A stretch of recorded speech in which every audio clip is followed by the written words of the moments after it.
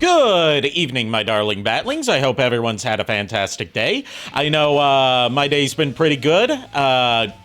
Doctor's appointment went well. One concerning thing in there, but I was told that, like, it's not like a life-threatening thing. It's just like, you know, good we found it when we did, so we can nip that in the bud. Oh, okay. And I'm being referred to a specialist for that. And my mom with you about that after stream.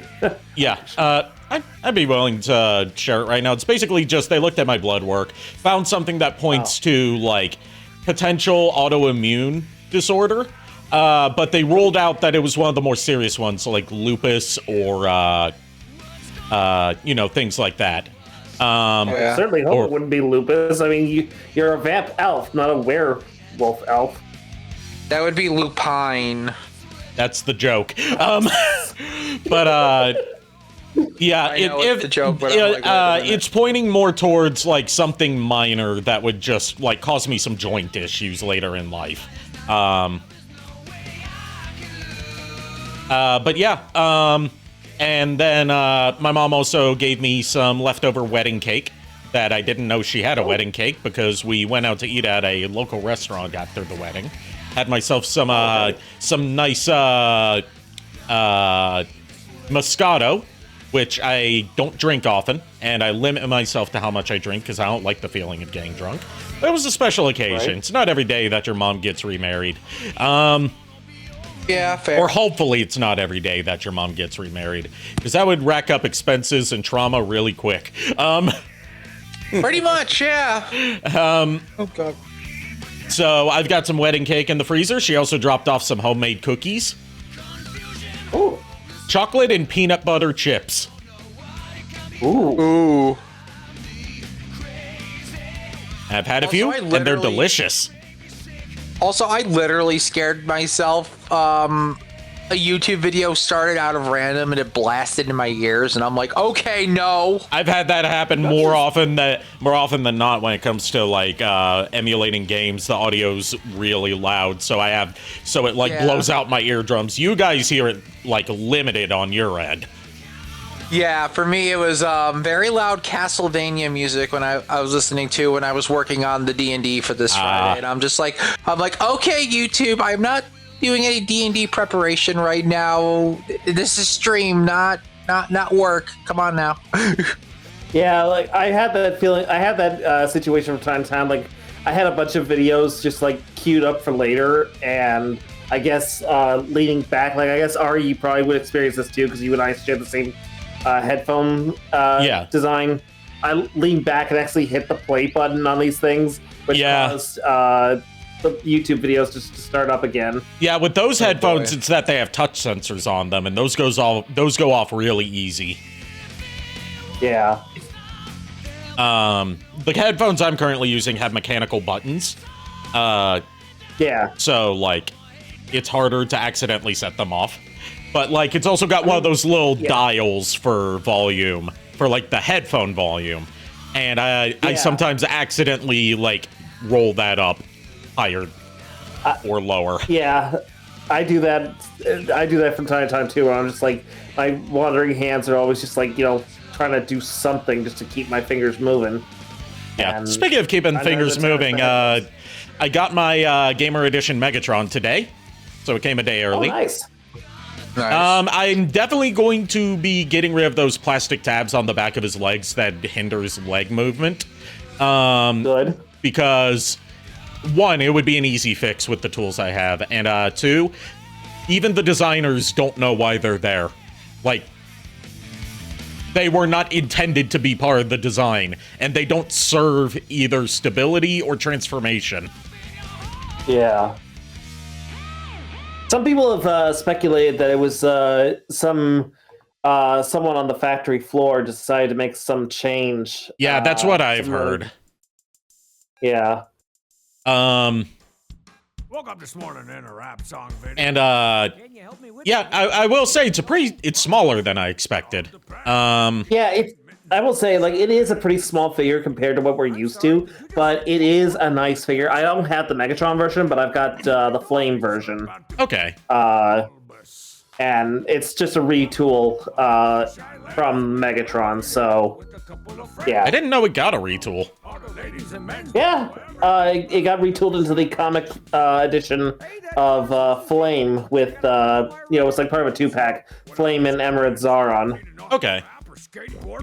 But, yeah, we're doing Mega Man X4 tonight. My introduction to the Mega Man series. Mega Man X series, rather. And, childhood favorite of mine, one of my favorite games of all time. And we're playing the Saturn version because why not? Dare I say why not?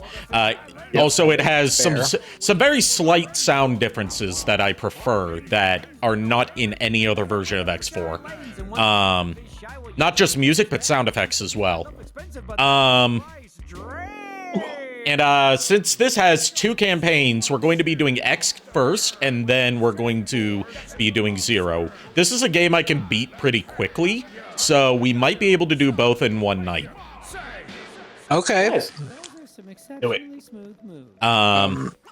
So yeah, without further ado, let's switch on over to the screen where I'm going to be booting up my very legit legal copy of Mega Man X4 for the Sega Saturn. That is definitely not just a blank CD that I burned a copy onto.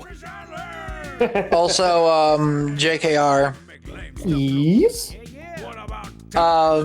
Sometime later this week, I need to check if you have Divine Soul Sorcerer on Beyond, because I found a better build with Gardevoir that works better to it theme-wise.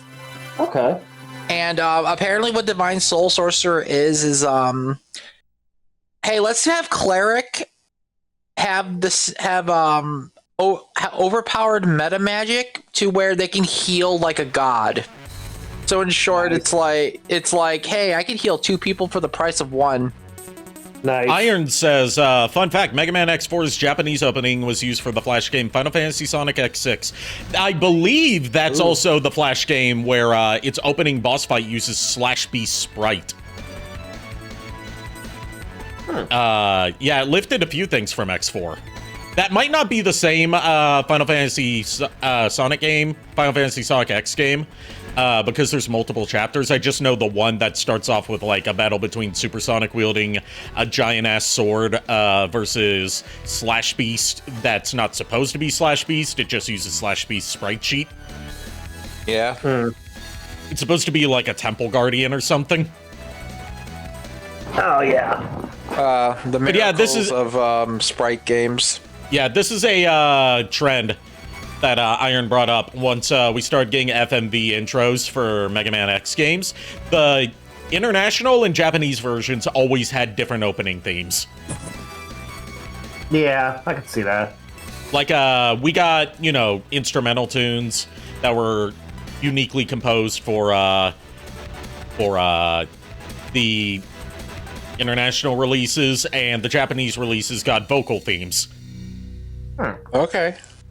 Iron corrected me. That was Final Fantasy Sonic X5, which used Full Metal Alchemist's first opening. Okay.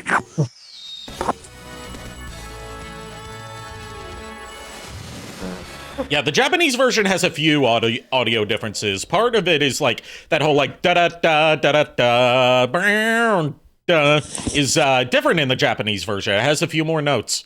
And also before every boss fight instead of just against the main story boss fights. So like against all the main 8 Mavericks, they have like voice dialogue that they say to you before the fight starts instead of just like text boxes. And then, like how the fights with Colonel, General, and Sigma go, where like they say a voice line before the fight actually starts after you get through the text boxes.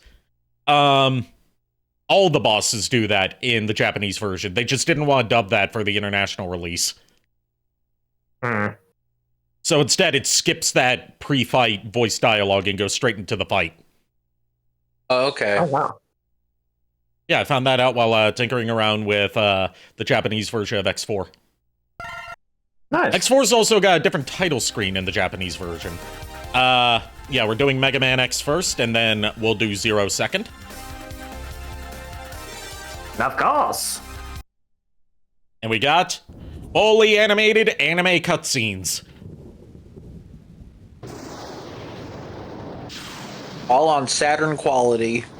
Which is actually lower quality than the PS1. About the Maverick Hunter, Ha. General.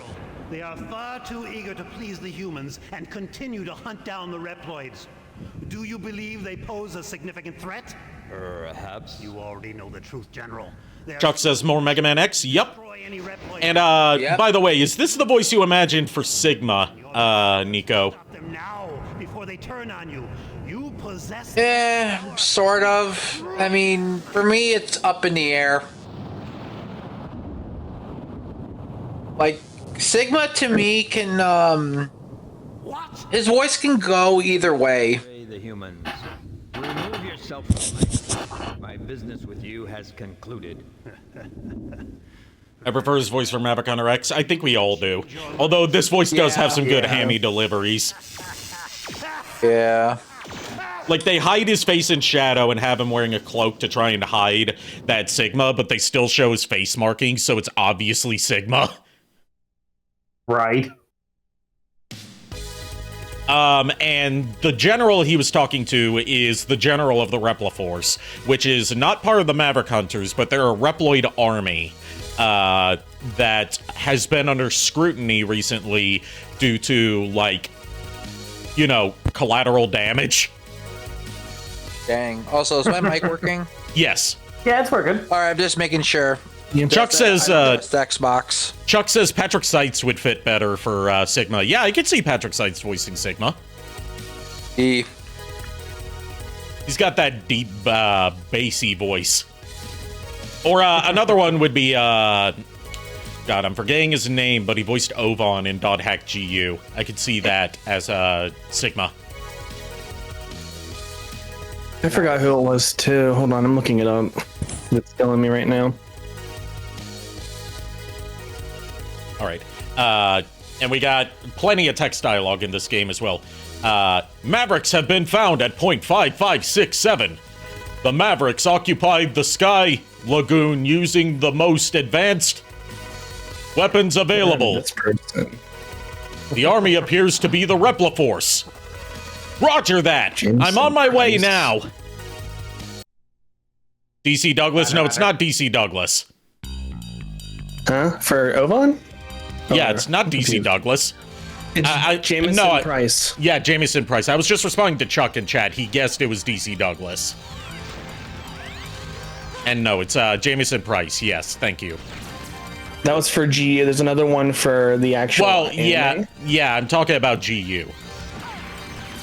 Yeah, that's GU. Yeah, not Roots, which was dubbed by Ocean. So, you know, completely different voice cast.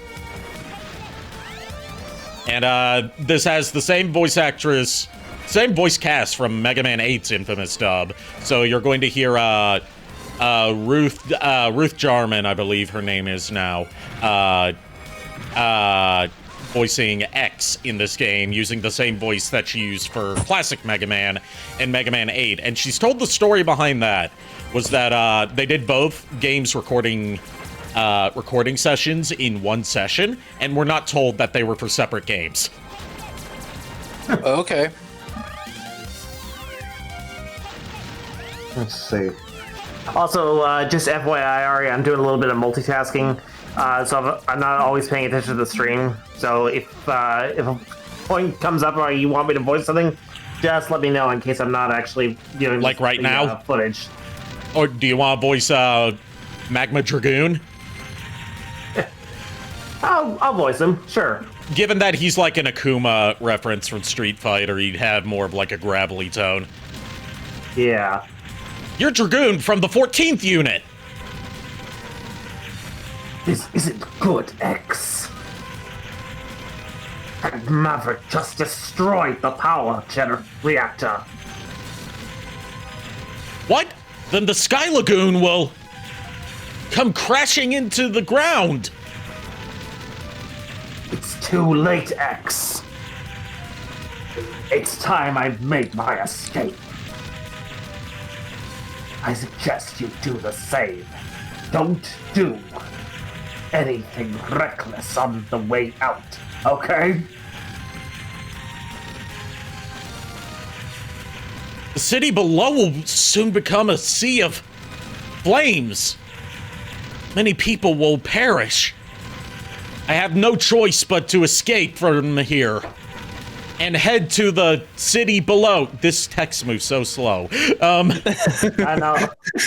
Yeah. I'm saying, like, Text speed plus text box limitation. So here's one of the graphical differences we get in the Saturn version. We get that whole like heat wave effect on the background sprite layer to make it look more like, you know, burning wreckage. What? The city's been completely destroyed. They were innocent people. I won't forget this. Oh boy. There's also a difference in the after images left behind when you dash. In the PlayStation 1 version, they have a transparency effect to them. Saturn can't really do transparencies all that well, so instead you get like a solid after image. Yeah, like example being like look at Symphony of the Night on Saturn. That one had transparency. That one had worse transparencies than X4 does. Yeah. Because at least for the underwater section of X4, I say section because it's only during one boss fight. It looks pretty. It looks about on par with the PlayStation 1 version, just without the color filter to it. Whereas on the Saturn version, it's a check. This was 97. Symphony of the Night on Saturn was, I think, like 97, 98. Because it came out later than the PS1 version. Okay, so it was so roughly around the same time. Yeah, roughly around the same time, and Capcom made better use of the Saturn hardware than that specific division of Konami did. That was also one of Konami's only games they put out on Saturn. Yeah, Konami really didn't do much with Sega. I mean, aside from Bloodlines and Contra Hardcore. Contra, yeah, I was gonna say Contra. Yeah. Aside from that and Symphony of the Night, there wasn't really much. Like Capcom was like more active on there than Konami was. Yeah, especially with their fighting games. Oh yeah. All right. The beginning of the boss tune here has that whole like synth glissando to it that's not in any other version, and it's not on the official soundtrack either. It works as such a good intro to the song. Why is it not on Spotify? God damn it. That is historical revisionism. It's like how it's a bitch to find the Saturn tracks for Mega Man 8, which actually did have completely different music for some stages.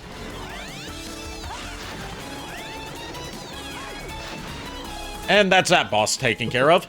Giant, like, winged robot dragon thing. Okay. Chuck says Jameson Price would be a good choice, and Brandon Potter or David Wald would be a good as Sigma too. Not familiar with them by name. All right, we got Colonel here. I guess I'll voice both. Colonel. I guess I'll voice Colonel. yeah. Who are you? I'm the Colonel of the Repliforce. Has the Repliforce been occupying this area? What are you talking about? I only came to save my sister. The army responsible for all the violence in this region is not the Repliforce. Nevertheless, I want you to disarm and follow me back to the HQ. Never. You're asking my soldiers to drop their weapons. The only time we drop our weapons is when we aren't able to fight any longer. But you'll be regarded as a maverick and treated as such. Do as you will. The Repliforce would sooner fight and die than discard our pride. Consider us mavericks if this is what you wish. Wait, calm down, Colonel! What the? Something's got to give. Otherwise, the entire Repliforce will be considered to be mavericks. So this is a plot point that's kind of muddled in translation. The Rebel Force were not responsible for this terrorist attack. They just happened to be present in the surrounding area, and as such were framed. And since Colonel didn't, disarm and go back to Maverick Hunter HQ for interrogation, the humans had no choice but to label them as Mavericks. So basically label them as traitors. Yes. The thing with Colonel that's also explained in supplementary material that also goes along with his sister Iris, who we'll see in Zero's story, is Colonel is like a programmed to be a warrior that will never surrender under any circumstance. And that is a fault, because even if it's for the better of his unit, he will not surrender.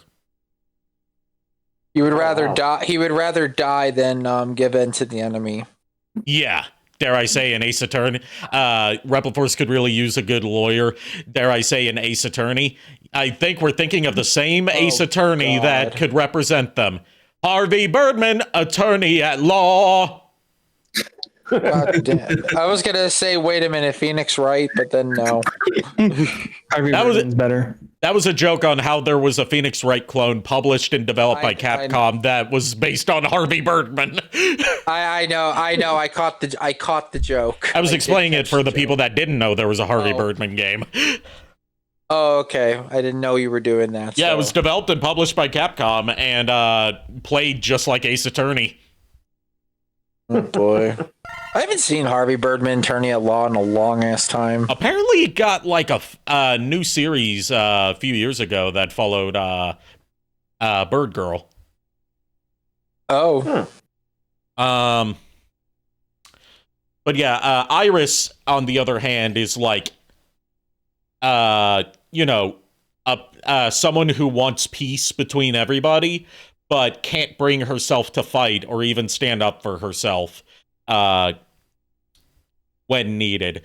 These are faults that each other have because they were meant to be one Reploid that, the frame could not contain both halves of that personality because they were trying to replicate X's thing of, like, he knows he will fight when necessary, but has a longing for peace as well. They were trying to replicate that and failed, and as such had to split that attempt at like a perfect military commander mind based on X into two separate bodies. Because when both halves of that personality were inhabiting the same body, it went insane. So basically, Iris and Colonel are like, they're opposites but similar. They're opposites because they're two halves of the same mind, basically. Yeah, but similar. They're similar in some ways, but complete opposites altogether. Yes, and like the one time we'll see in Zero's story, because Zero admittedly does have the more interesting story. The one time that Colonel will like not surrender, but will like turn away from a fight is if Iris begs him to. Like she is the only person that can get through to him. Okay.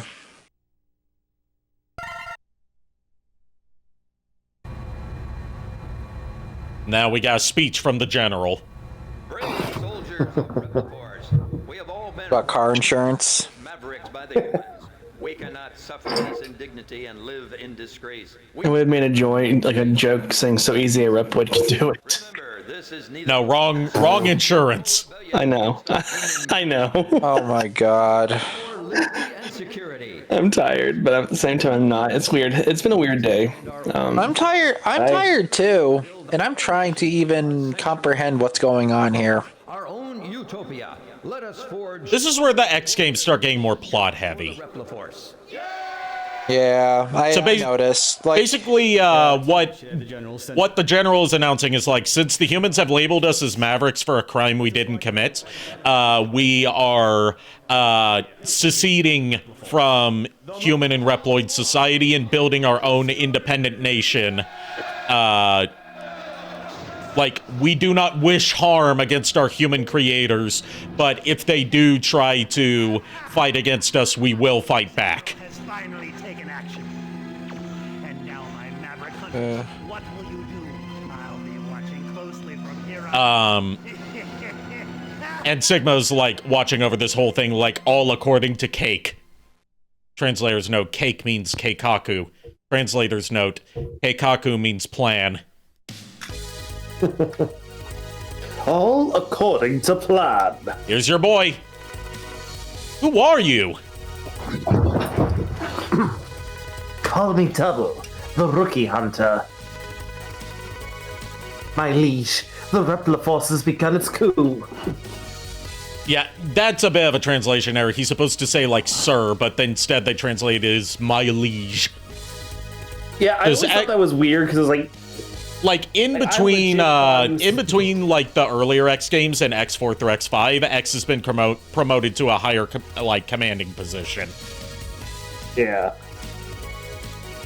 But yeah, there's a lot... The translation's not very good in this game. There's a fan translation that uses the Japanese audio that is a lot more accurate.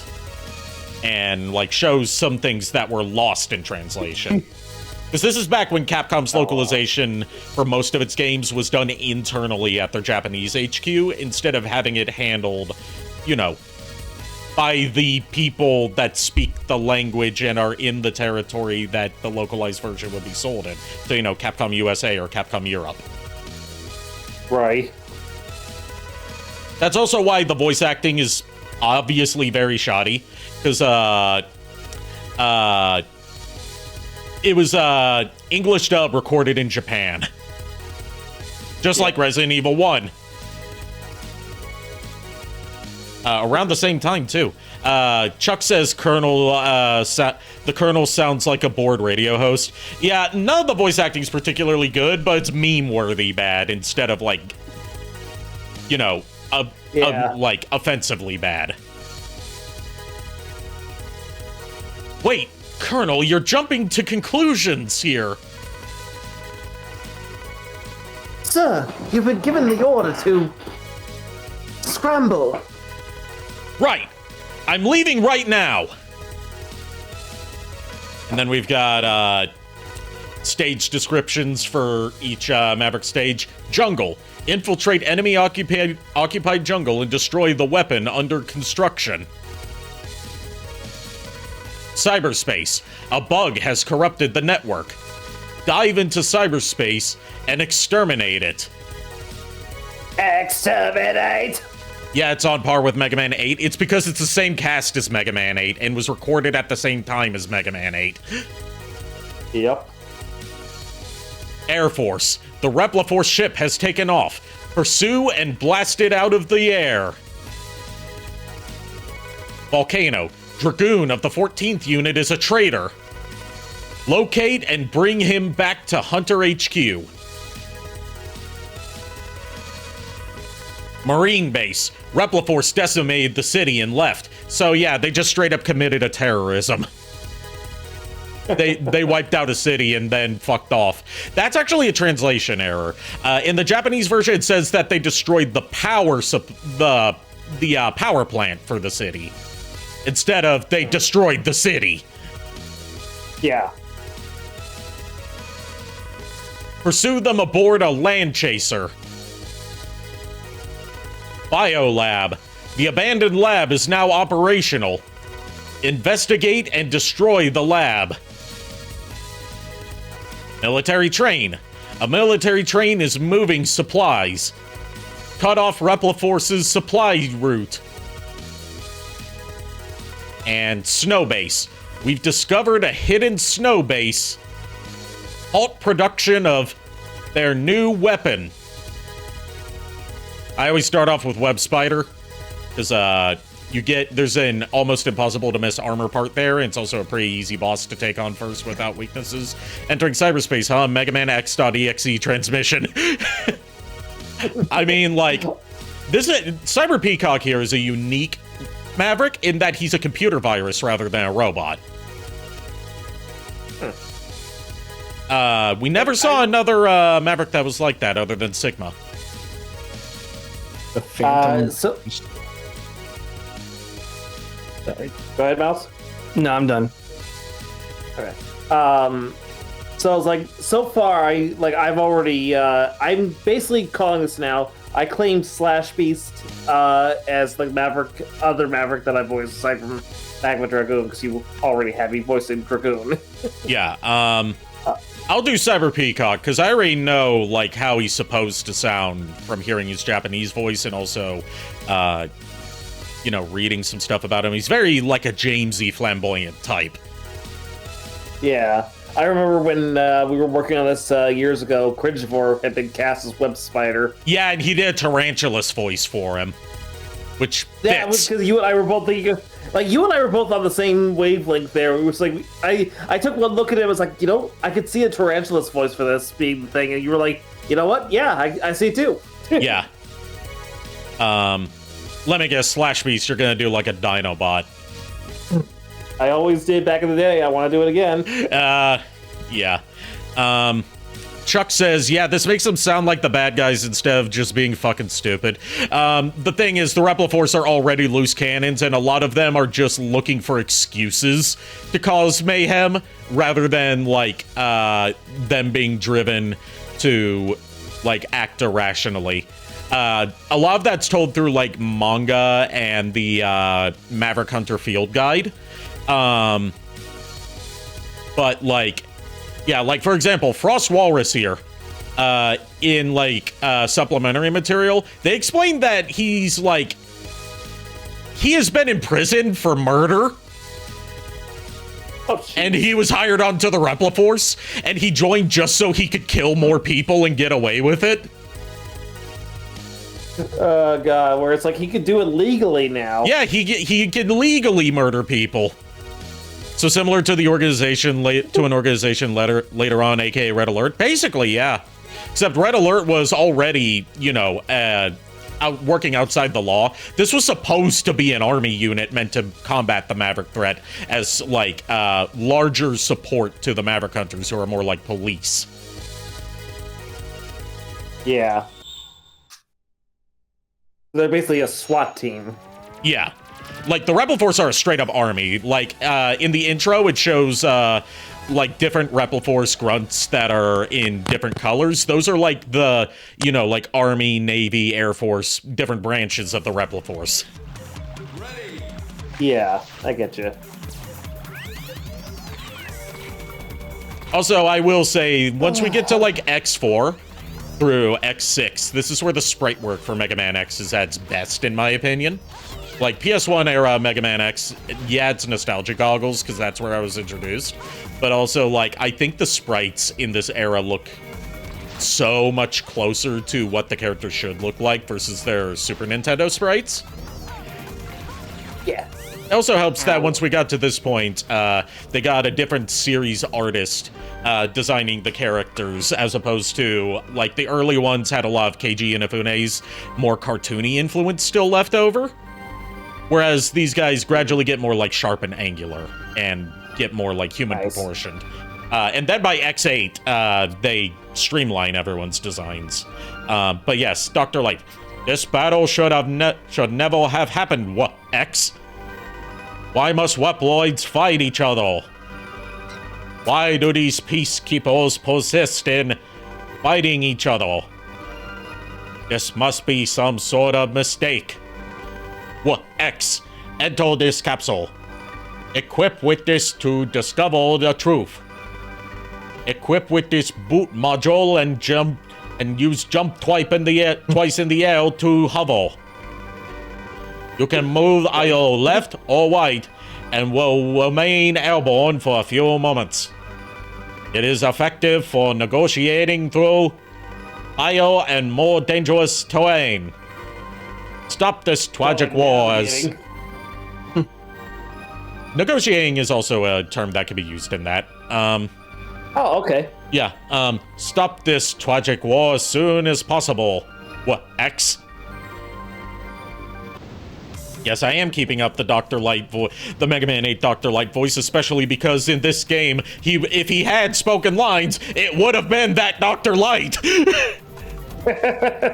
Can you imagine that Dr. Light trying to read those big words? Yeah, right. I think this confirms Dr. Light turned himself into an artificial intelligence in between 20XX and 21XX. That is implied to be canon, is basically outright stated to be canon by X5 and X8. They just don't really go anywhere with it, as far as, like, exploring what the hell Dr. Light's doing as an AI, other than, you know, leaving behind capsules for X to get new armor parts. But, like, in X5, you can encounter some of the armor capsules as Zero, and he'll have a conversation with Zero acknowledging that, like, he's talking to Zero and, like, you know, having an actual conversation with him instead of acting like a pre-recorded message.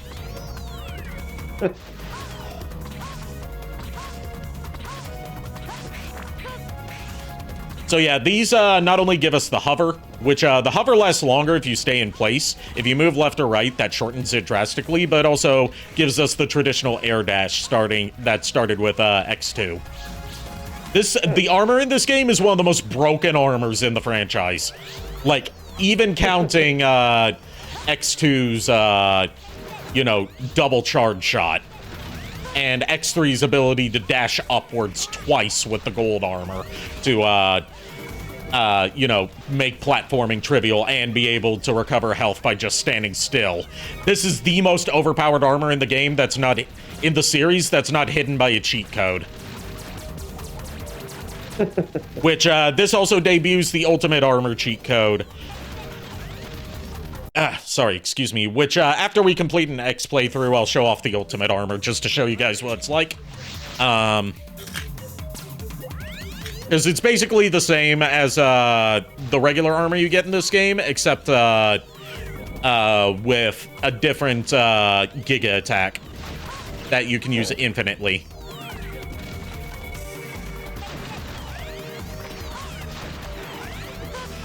And this game also introduces checkpoints for, like, if you get a game over, you start at the halfway point of a stage if you've reached it, rather than starting all the way back at the beginning of a stage. This carries over for the next couple X games.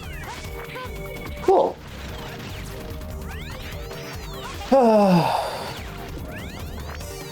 Like, I'm looking to make a review of the Mega Man X series sometime this year. And X4 is one that I'm going to have a lot to say about, and I'm also going to be covering the different versions of it, because not only am I going to be covering, you know, the PS1 and Saturn versions, but there's also a Windows version that a lot of people don't know about. There's a Windows version? Yeah, there were Windows versions of X1 through X5. And then X7 and X8 also got Windows versions that were only released in South Korea. That's weird. Also, just out of curiosity, Ari, like, this is just me, like, spitballing here, but would you mind if we collabed a little bit on, when you eventually get to, like, the, X5 review?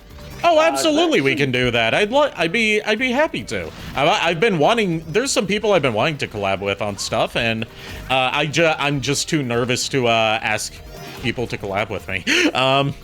Yeah. But, like, absolutely, I would collab with you on X5. I would just have both of... The way that collab review for us would work is that we would each do playthroughs and take our own notes, and then compare notes to write up a script. Yeah, I get you.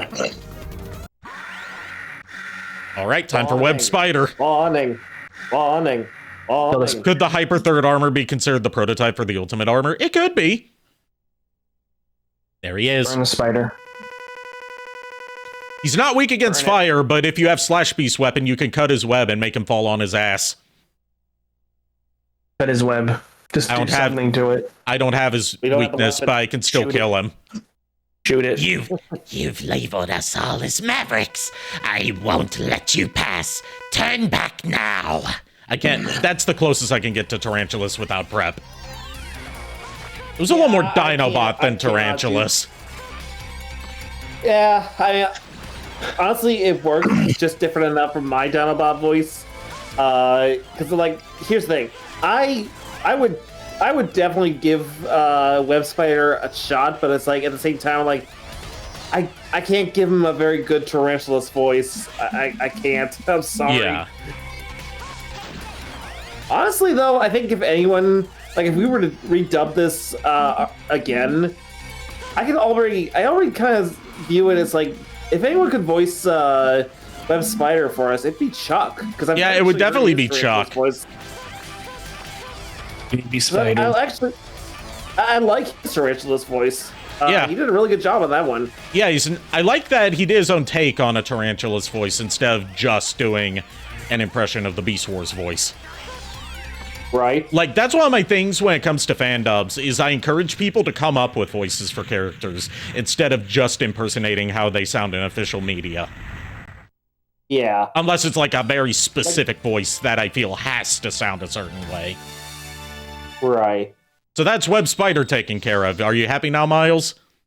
Yes. You have destroyed the worst creature in the world. We got Lightning Web. Yeah, he's arachnophobic. I did not realize that. I apologize, Miles. I did not realize that.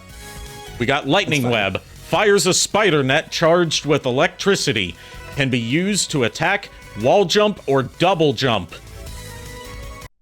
I imagine Spider having the voice of that Spider-Man-esque villain in Young Justice, I think, says Iron. I haven't seen Young Justice, so I couldn't comment on that. I do know who he's talking about, though. It's the same voice actor for Spectacular Spider-Man. Oh, so Josh Keaton. Yep, Josh Keaton made a cameo appearance in Young Justice. All right, we could follow the weakness chain from here, but I'm going to be trying to minimize backtracking. So I'm going to divert to Storm Owl, get the next armor part here, and then game over and go back to take out Split Mushroom. Ooh. But no, I have a really bad arachnophobia. I get you. I can't even play WoW like without arachnophobia mode on. Oh boy. I think it's cool that they have an arachnophobia mode. More games should have that. It turns them into crab people. Crab people. Crab people. I thought you'd like that. God, I'm getting a case of the munchies. I'm gonna grab something from the fridge. I'll be back. Okay. I'll hear everything though, so. And we got our first heart tank because it's in a place where you can't possibly miss it unless you're too slow. If I hear any of you guys talk about people behind my back, I'll hear it. I would hope you would hear it if you hear it. Oh boy. We got it. We got a Teemo?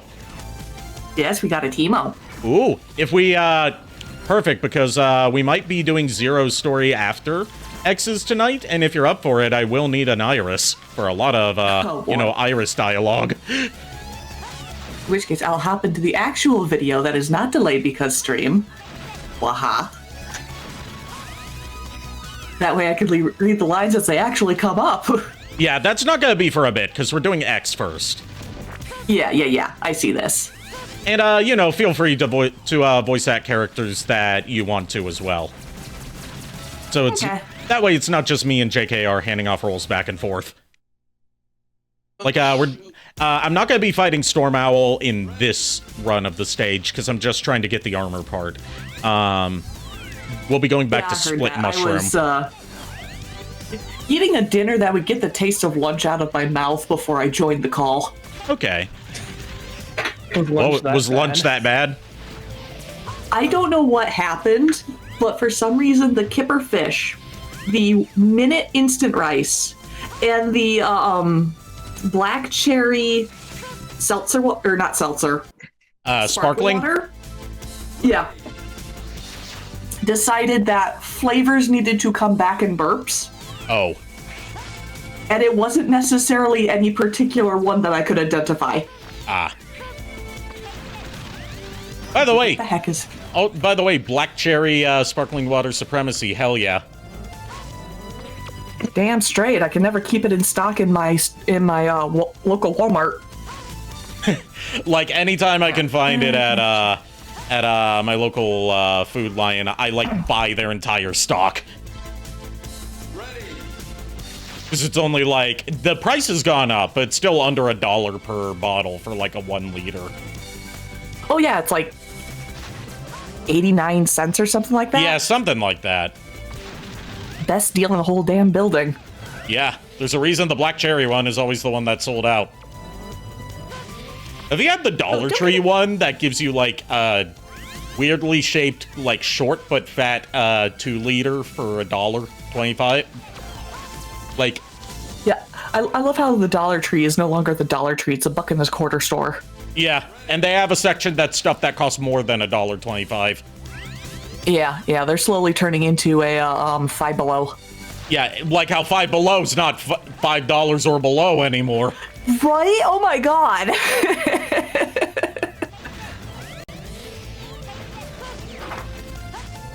I haven't been to a Five Below, but I'm aware of it through like passing by it on road trips, and also from Scott the Waz has talked about Five Below in some videos jokingly.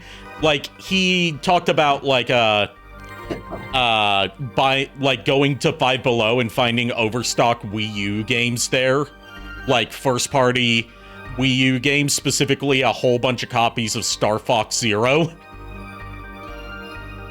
See, I didn't discover them until well after the Wii, but yeah, no, they were an amazing place. Like, some of my favorite snacks were only found there. All right. Actually, also, hey, Timo. Hey, take care. I remember Five Below pretty well because, like, I used to, I actually bought a couple of my figures for my collection from Five Below. But yeah, it's like, place is not what it once was. No, sadly, it's not. Anyway, I got 2 Dr. Light capsules to read here because you can choose which arm parts you want. They give you different effects for your charge shots. There's one that everybody goes for like casual runs, and then there's one that everyone goes for speed runs. You can charge up to 4 blasts at a time with this arm module. It takes a while to charge, but you can fire a charge shot at any time you so wish with it. This arm module is also changeable. Enter this capsule to change parts. This is the one that everyone chooses for speed runs. I go for the one for casual runs, which is the plasma shot. Don't be casual. With this arm part, you can fire the plasma shot, which is effective against stronger enemies. If the shot hits the opponent, plasma is generated, which will cause additional damage to the enemy. This arm module is changeable. Enter this capsule to change parts. The only thing I don't like about the plasma shot is the color palette for it doesn't match with the rest of the armor. No, yeah, they like want everybody to do the gloves are armor. The gloves are red instead of blue, which like I mean, to be fair, it's the same red tone as the trim on the boots. So yeah, but it's a primary color for the part instead of an accent. And it makes it stand out like a sore thumb once you have the whole armor that and the forearms assembled. are black. Yeah. Well, yeah. They're not supposed to be black. It's like they're more of like a gray. It's just limitations of like the sprite make them look black, but the art shows that they're like a white. They just didn't have enough space to fit the white in there with the shading. Yeah. Okay, we're going to save system memory because I could save this to my backup cartridge. I chose continue instead of stage select. Good thing there's a pit right at the start.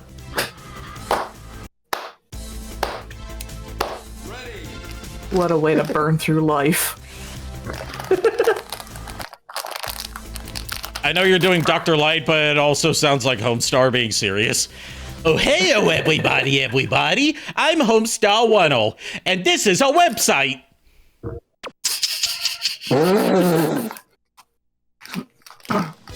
Now, loading. All right, so split mushroom.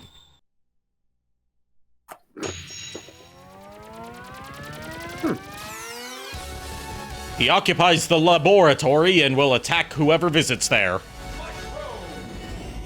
Ah, yes. Get ready for your steps, everybody. Yep, definitely get ready for your steps. God damn it. This is actually a pretty cool effect for a 2D game, though, that, like, is yeah. hard to pull off on 16-bit hardware, and goes to show, like, hey, there are benefits to doing 2D sprite-based games on, like, PlayStation and Saturn. Yeah, because this was a really nice 3D effect they generated just by having the curve happen off camera. Yeah. And they do it again in X5, and it doesn't look as good. Somehow, yeah. It's all down to, like, the angle of X's sprite compared to, like, the background, the environment tiles. Like, it breaks the illusion of him actually standing on the stairs. Instead, makes it look like what it actually is, which is him in front of the stairs. Like, there's so many minuscule details that can make or break a 3D illusion like that in a 2D-based game.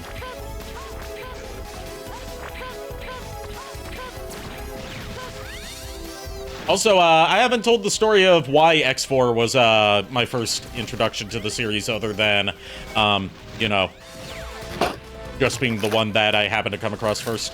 I saw a used copy on the shelf at EB Games the first time I went there, when I bought my copies of Mega Man 8 and Mega Man Legends together, which were my introductions to the Mega Man games. And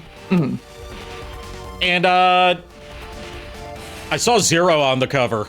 I was like, that dude looks awesome. I want to play that. I hope it's there when I come back. I didn't know. I didn't even know it was a separate series of Mega Man games. Just like I didn't know Legends was a separate series of Mega Man games.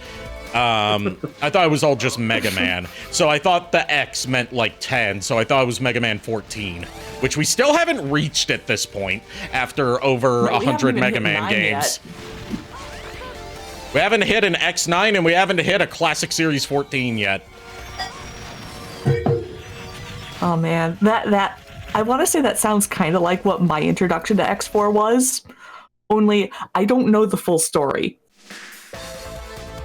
So we got our PS2 as a family Christmas present. Yeah. My mom was less thrilled than my dad, but my dad's the one that purchased it. Whoop-dee, what do you expect? So he wound up grabbing just a couple of games that would play on it. As a result, my introductions to the PlayStation in general were Mega Man X4 and Kingdom Hearts. Oh, cool. Nice. So to make matters worse, we were allowed to play Kingdom Hearts before we were allowed to play X4. I think he bought it after the holiday sales, so there was like extra discounts or something. Yeah. But as a result, we were so used to the layout map of Kingdom Hearts for buttons, we had to reassign everything in X4. Yeah. Thankfully, it does, like, starting with the X series, and this is actually a thing that doesn't cross over into a lot of the classic series, but since day one, the X series has let you rebind your controls. Which is super nice, especially if you're coming from a different franchise overall. Yeah, even X1 on Super Nintendo lets you rebind, which was not common at all for Super Nintendo games. Ooh. Like, I know a lot of people that like to put dash on one of the triggers instead of on circle, or, since I'm playing the Saturn version, on C. Yeah. No, that wound up coming back to bite me in the butt, though, as I get into college and somebody, for a game day community event or whatever, had X4 that they brought into play. And it was one of those, you lose a life, you pass the controller rules. Yeah. I kept reassigning buttons, and they had to reset them to default every time I died. Ah. Who's voicing Split Mushroom? Timo, you want this one? Sure. He's got a high-pitched Are voice. you X? That's basically how he sounds. If you listen to the if you play the Japanese version, he has some voiced pre-fight dialogue like all the bosses do, instead of just like Colonel, General, Iris, and Double. But like all the Mavericks do, and he kind of sounds like that. I'm sorry, but he's just a little guy. What do you expect? Yeah, he's just a little guy. I'm under orders to terminate you. What? Whose orders? Take a wild guess. Also note that he does not have the Repliforce insignia under his boss life bar. He has the Sigma logo. They're not even trying to hide that Sigma's behind this. Yeah, no. But even Split Mushroom's like, you know the drill by now. Don't act surprised. Right. All these bosses suffer in X's playthrough from the worst case of Spark Mandrill syndrome. Because if you have their weaknesses, you can just get them stuck in an infinite loop. Yeah. Thankfully, for us, in Split Mushroom's case, they give you just enough ammo to finish him off. Like, exactly as much as you need to hit him without missing. Yeah. You missed once, however. Have fun. Yep. We didn't get to see any other phases of his fight because we just wombo comboed him. Yep. Wombo combo, that ain't Falco!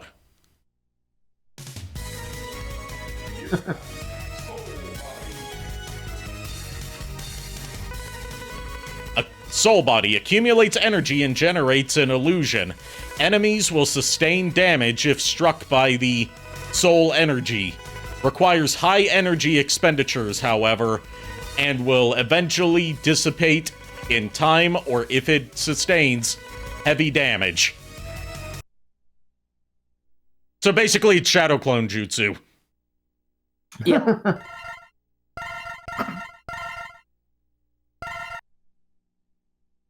And after that, we are going to Cyber Peacock stage. Ah, yes, the fabulous man. Yes, the fabulous man. He's a peacock. He couldn't be anything else. Well, like, if you look at his design, he's got booba. Yeah, But so he does got tail Zero. feathers. Yeah.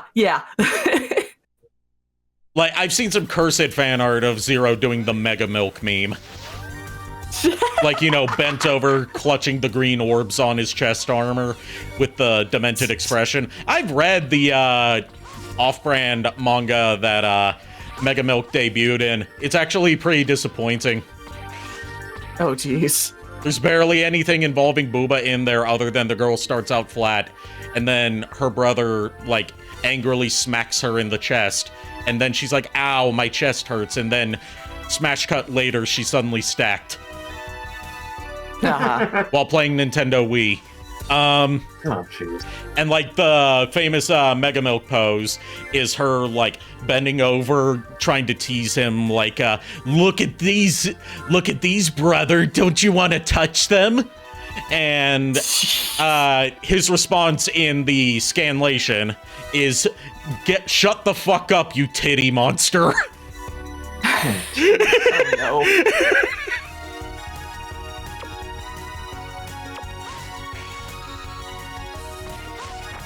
But yeah, it's for a while it was a meme to draw other characters in that pose, whether they were, you know, Booba, Big Booba or not.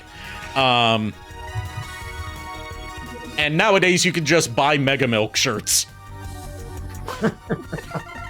Why am I not surprised? Or if you are particularly big, Giga Milk shirts.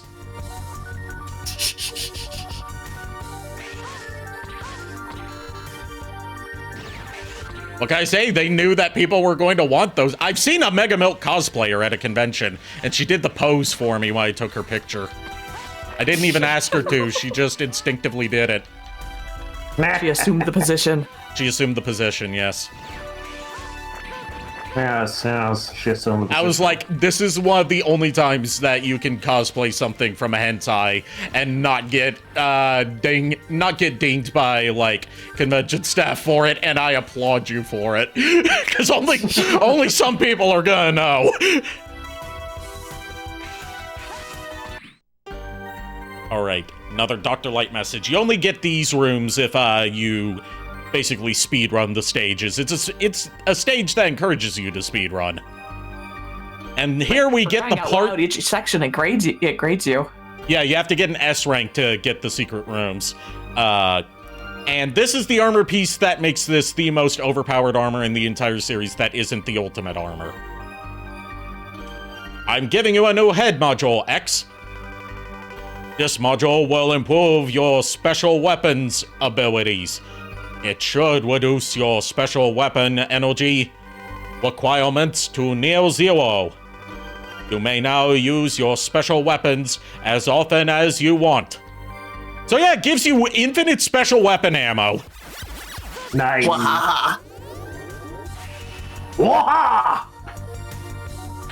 You know what? I'll do my own waha in there. Waha! Waha! Waha! Oh gosh. The best Pennywise, Tim Curry. Oh, I don't disagree. The new Pennywise, scary as fuck, but not as, He's scary as fuck, but he ain't a clown. Yeah. Tim Curry was a monster clown. Which of the Skarsgårds plays, Pennywise in the new, stuff? Bill Skarsgård? Because there's so many Skarsgårds, I don't know any of them by, like, specific roles they've played. Like, he is a monster. Tim Curry's a monster clown. Yeah.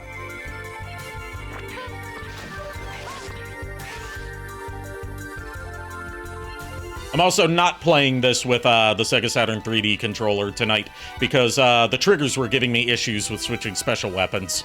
Oh dear. Whereas the standard Saturn controller just has regular buttons instead of analog triggers. Awning. Awning. Awning. Awning. All right. Time for me to do my best, James. His potential is limitless? Not possible. Who are you? Why are you doing this to me? I was ordered to test your abilities. It's quite simple. What? Prepare yourself. Prepare for trouble and make it double. That's called a... Would be perfect. I was doing like a mix of James and Zarbon, basically. You could do one worse. Okay, Exy boy. Okay, Exy boy. Pegasus went in my head. You're welcome. Well, I mean, Maximilian Pegasus was an inspiration for my VTuber persona. I mean, to be fair, I see Yu-Gi-Oh! All the time when I'm working at my second job, so I mean... Yeah, that's a thing. That's a thing. You two can bond over GameStop horror stories. Yeah. Speaking of, it took me 8 or 6 buckets of water to actually clean all the floors today. Oh, jeez. While we were open with customers walking through. That sounds great. I can relate to that, not from working at GameStop, but at my second cafe job, they had a wine tasting event the previous night, and we had it was a cafe that had a theater in the back for community theater plays. And there was a show the next day right after the wine tasting, so I, being the sole employee working that day, had to clean all the spilled wine stains off the floor. Oh my god. Before the show opened. My horror comes from the fact that, like, congratulations, your store's been selected for an upgrade to be a card shop store. Oh, you have So now we're focusing on cards and video games.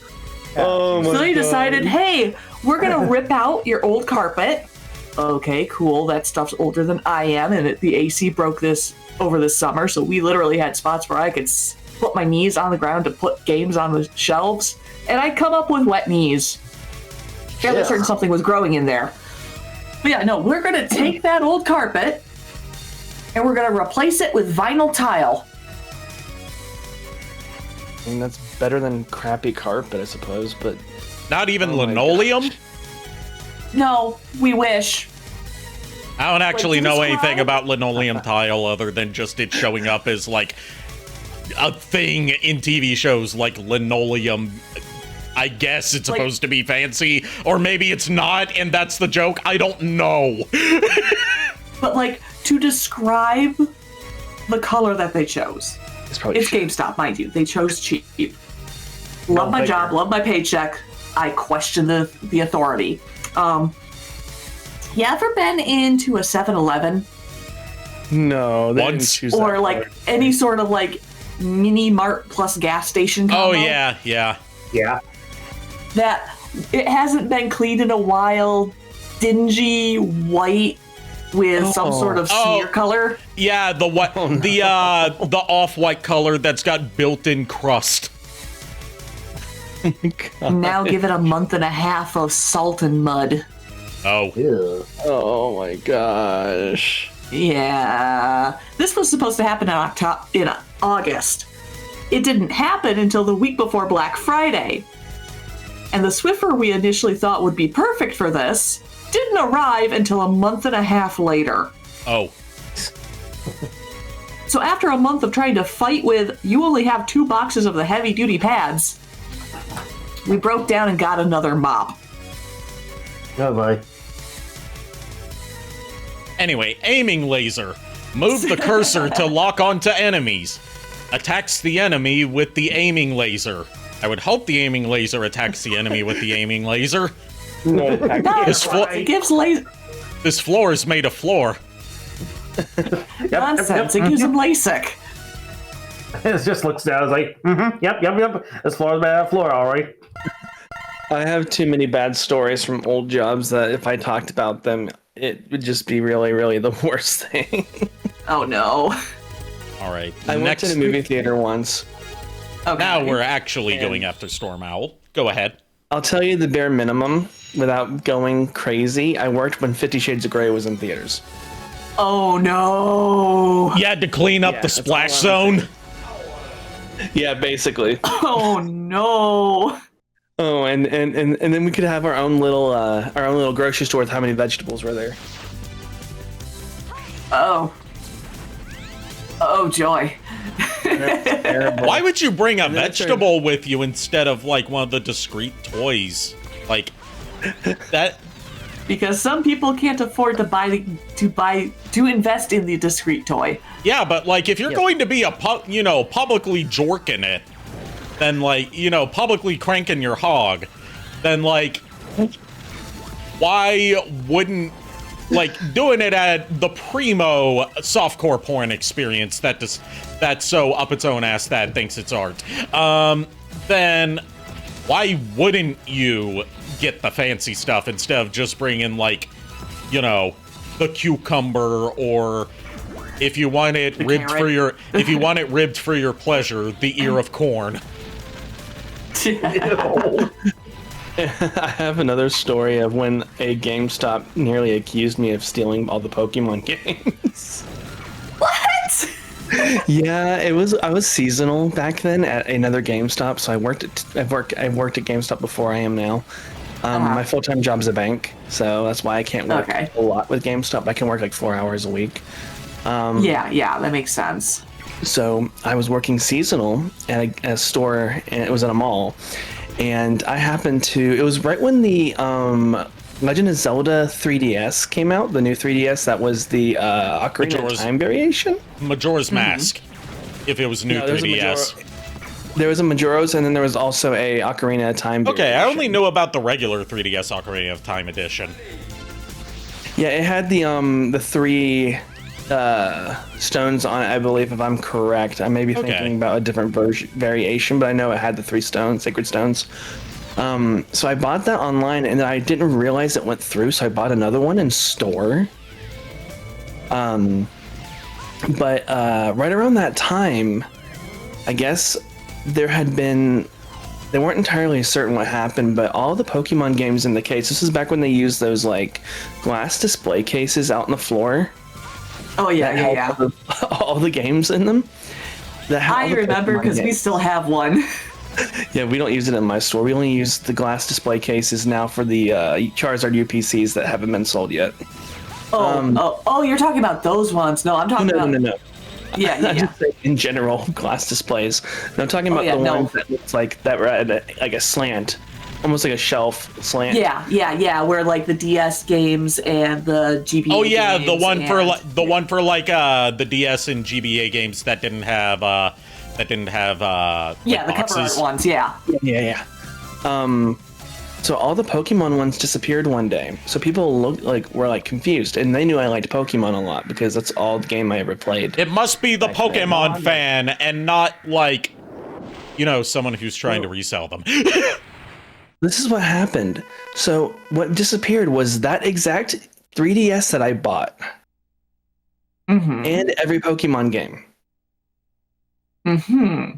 I bought the 3DS at another store, but I had a receipt proving that I bought it. But nothing about the Pokemon games. Exactly. I never bought any of the Pokemon games. So they brought it up, and I remember them turning and just staring at me awkwardly for 5 minutes, and I'm like, what? I'm like, what's going on? And then a couple of weeks later, they fired everyone. They claimed that they were firing everyone because they didn't need the seasonal anymore. And the reality was, I think they were just firing me because they thought I stole the Pokemon games. You know who I think was really the culprit behind this? Red herring? No, number 36. Don't mention 36. Anyway, I would like to. Who wants to read for Storm Owl? I could give it a shot. Okay. How dare you destroy my unit? You'll pay for this with your life! I know it sounded more like a pigeon. Not far off from how he actually sounds, because he hoots when you hit him. Yeah, I hear it. It sounds more like a Rowlet's hoot. I don't know. Maybe it's just the generic hoot. Probably. And if he grabs you with his talons, he does a hooting laugh. Yeah. How many licks does it take to get to the center of a Tootsie Pop? Let's find out. 1, a 2, a 3. 3. Crunch. 3. What was I gonna say? Words. I didn't tell you guys about the story about the a manager at the other GameStop that my current manager has control of both of them. Trying to sell me this Phantasmal Flames display for $200 when it was really just given to me for free. Oh yeah, I remember you mentioned that. Yeah, you did mention that. Me. That's why ours has a little sign-up sheet for claiming stuff, because everybody who's a part of it has a pro account with us, and they know extremely well that if we find out somebody resells, everybody loses out. Yeah. Yeah, my manager was just like, dude, don't let him steal your money, just take it. Yeah. Double Cyclone. Yeah. Fires vacuum cyclones left and right. Most effective when surrounded by the enemies and against skyborne enemies. Oh, and don't even get me started about this change. Are you guys doing the Destro, the controller promo right now? I have no idea. Because we're doing this, bring your old controllers that don't work. Oh yeah, no. Yeah, the defective as a good controller trade. Have you been having issues with the ice machine doing? Oh yeah, no, this is defective regular price. Yeah. We got dialogue here that needs to be read. Sir, it's a message from the Colonel. X, I'll wait for you at Memorial Hall. Make sure you show up on time. Sir, this must be a trap. Perhaps. I won't run this time. Wait, you mean you ran last time? I mean, technically, Colonel ran first, and then X ran. I mean, when isn't X running though? I mean, Not all. I mean, he's running right now, but like running towards the danger instead of away from the danger. but Also, not run.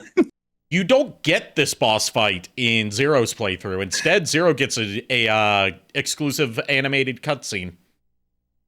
Oh. Yep. Also, transparency effect on the light here ain't all that good on Saturn. Like, this is one of the transparency effects that didn't get done as well compared to PlayStation. This is what I'm talking about with like this is what I'm talking about with like the checkerboarded look of transparencies like shadows and stuff on Saturn that you see a lot.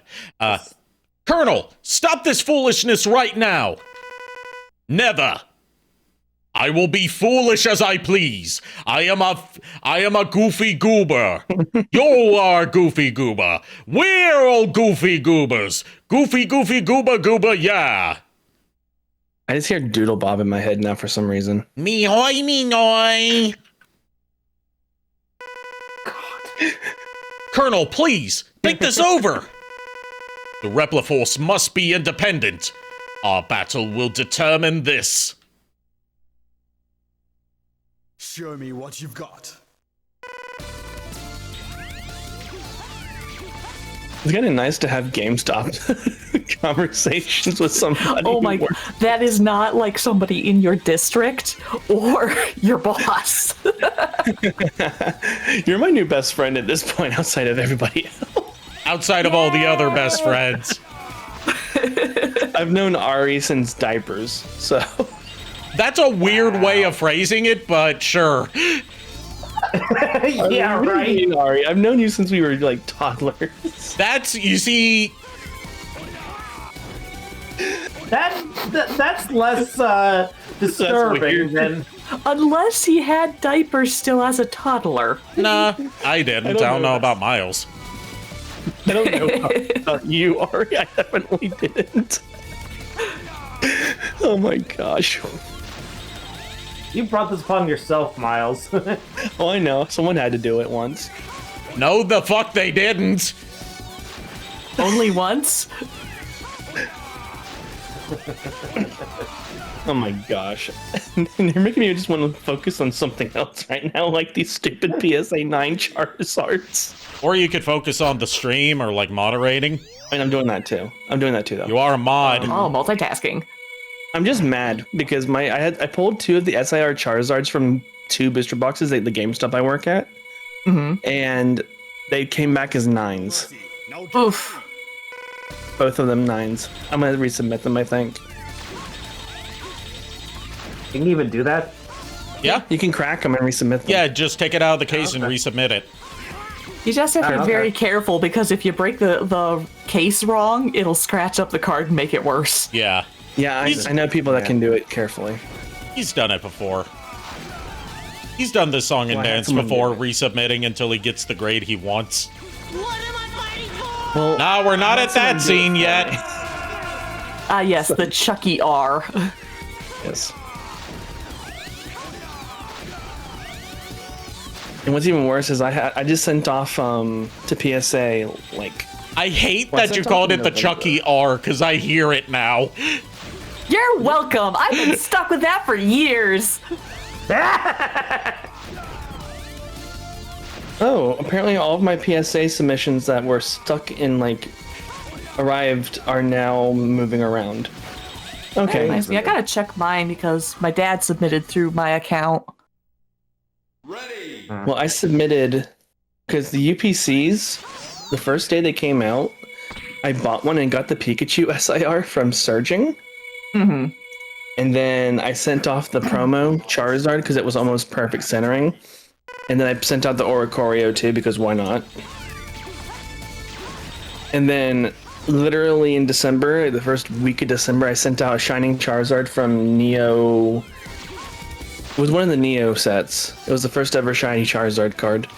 I sent off the gold Charizard and then like the ultra rare Mega, and then the regular rare Mega. Because why not send all? I think it was Neo Destiny. Welcome back, Nico. No, I've been here. I've just been silent. Yes, I've noticed. Yeah. I mean, pretty much everyone's been like kind of like talking, you know, basically going on and on and on about stuff, and it's like, yeah, Miles. My kid. Shut up now. No, don't be like that. I was. I didn't really have anything to say, so I just started working on some D&D stuff while listening. Well, I do like, Nico, you're a very, like, story detail-oriented person, so I like hearing your, thoughts on these, stories you haven't experienced before as they play out. I appreciate that, but like I said, I just really don't have anything to contribute to this. Yeah, part of it is that X has the less interesting story than Zero does, because Zero has, like, some actual emotional stakes in this. Because, you know, Colonel and Iris.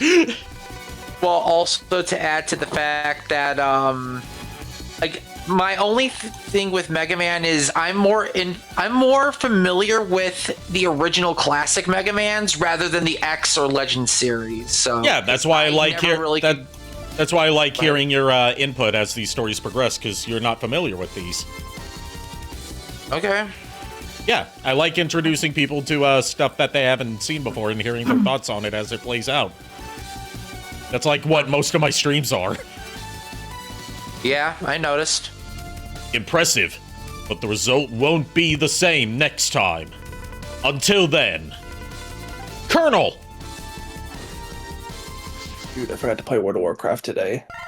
Good. That's a good thing to forget. You should just stop playing World of Warcraft and play a good MMORPG like the Final Fantasy XIV, which has a free trial for new players up to level 70 and includes the first two. Includes the award. That meme has been done to death. Look, but also unironically, 14 is better than WoW. Yeah, but I'm also worried about 14's future at the moment. I can play Genshin later. Because with them wanting to make a Switch 2 port. Oh, that's gonna be rough. Well, here's the reason why. The last time they made a port for another console, which was Xbox, they had to tear apart a lot of the servers and rehouse a lot of people. They had to literally make other server clusters just to house everybody. With the Switch 2, yeah, we're gonna have a lot of issues. All right. Next up is Magma Dragoon. Who's up dragooning they magma? He betrayed the irregular hunters and hid himself inside a volcano. That is actually what the Maverick Hunters are called in Japan. They are called the irregular hunters because Mavericks are called irregulars. They changed it in the localization because irregular sounds a bit too, you know, like, oh, this person's irregular. As opposed to us regular people. Sounds a bit too derogatory and a bit too ableist. Yeah, it's got a bit too much of a connotation. I was going to say, so what you're saying is one of them has fiber, the other one doesn't have fiber? Yes. The difference in Japan between standard Reploids and Mavericks is that standard Reploids have smooth bowel movements, while irregulars have to consume regular bouts of prune juice. Now I'm just disappointed in myself for making that doo-doo feces, as Michael Jackson once said. You might be right. God damn it, no. Yeah. Plus, also on the side, I was just doing more research on the Soul Sorcerer class in D&D. So, like I said, I was just letting you guys talk. Chuck in chat with Colonel. The enemies were alerted by my ass cheeks clapping because I'm dummy thick. One of the rare times you can do a Colonel meme and it's not related to Metal Gear. Okay, I was gonna say that's just Varen, but then Varen has like a lot of stealth. Varen's thick like everywhere. She you know what? She has a way of muffling the sound of her ass cheeks clapping. That's part of her stealth. Reason why, I was gonna make a joke about Varen not being stealthy, but again, she's a rogue, and she's never had. She has only had to be stealthy once, and that was when she used like that spell she's used that spell that conceals people and herself in a 30-foot sphere of invisibility like twice before during battles. You've used stealth well, other than at one point. Other than using stealth to cop a feel and usually failing at that. Well, you accidentally both you and Furt's characters grabbed a character that Lulu made to voice because they were having an argument with one of the NPCs and Vixie. Yeah. And that concerned me. Warning. Yeah, this is the game that introduces the warning screen before Maverick fights. Yeah. I can tell. X, you've arrived. Dragoon! Voice. Why did you betray the HQ? You'll have to defeat me first. But we're allies! Okay. You're so naive. Listen closely. I let the Sky Lagoon fall. And I do it again. No, those were innocent people. You're not Dragoon, just a maverick. You got that right. Power up, X. It's time you showed me what you can do. So I say he's an Akuma reference. He has Akuma's beaded necklace. And he uses Hadouken and Shoryuken during this fight. I was going to say, does he do Shin Goku Setsu? Sadly, no, because there's no one-hit kill moves from bosses in this game. That wouldn't be a thing. That wouldn't be a thing until X8, where bosses get like special attacks when they get like half health or lower. I was going to say, then it's Zero get Shoryuken? Kinda, yeah. He just does it with his saber instead of his fist. I was gonna say, then this ain't a real Akuma reference. No Shin Goku Setsu disappointment. Well, to be fair, Shun Goku Satsu didn't debut until a few games after Street Fighter 2 Turbo. I know that was the yeah. Okay. yeah. When you said Akuma, I was immediately thinking, it's like, okay, so where's the Millennium Sage then? I don't get it. I don't either. D Gray Man? I haven't seen D Gray Man. D's nuts. Me neither. D's gray nuts. I'm very pale. Concerning. I'm very pale. Just look at my model skin color. I'm very pale. Do I look like I go out often? No, not because I would burn up in the sun, because that doesn't kill me like it does to full-blooded vampires. It's just because I can't be bothered to leave the castle most of the time. I was gonna say, you going into the sun, like out into the sun, would just weaken you, not upright kill you. You're not like a full vamp.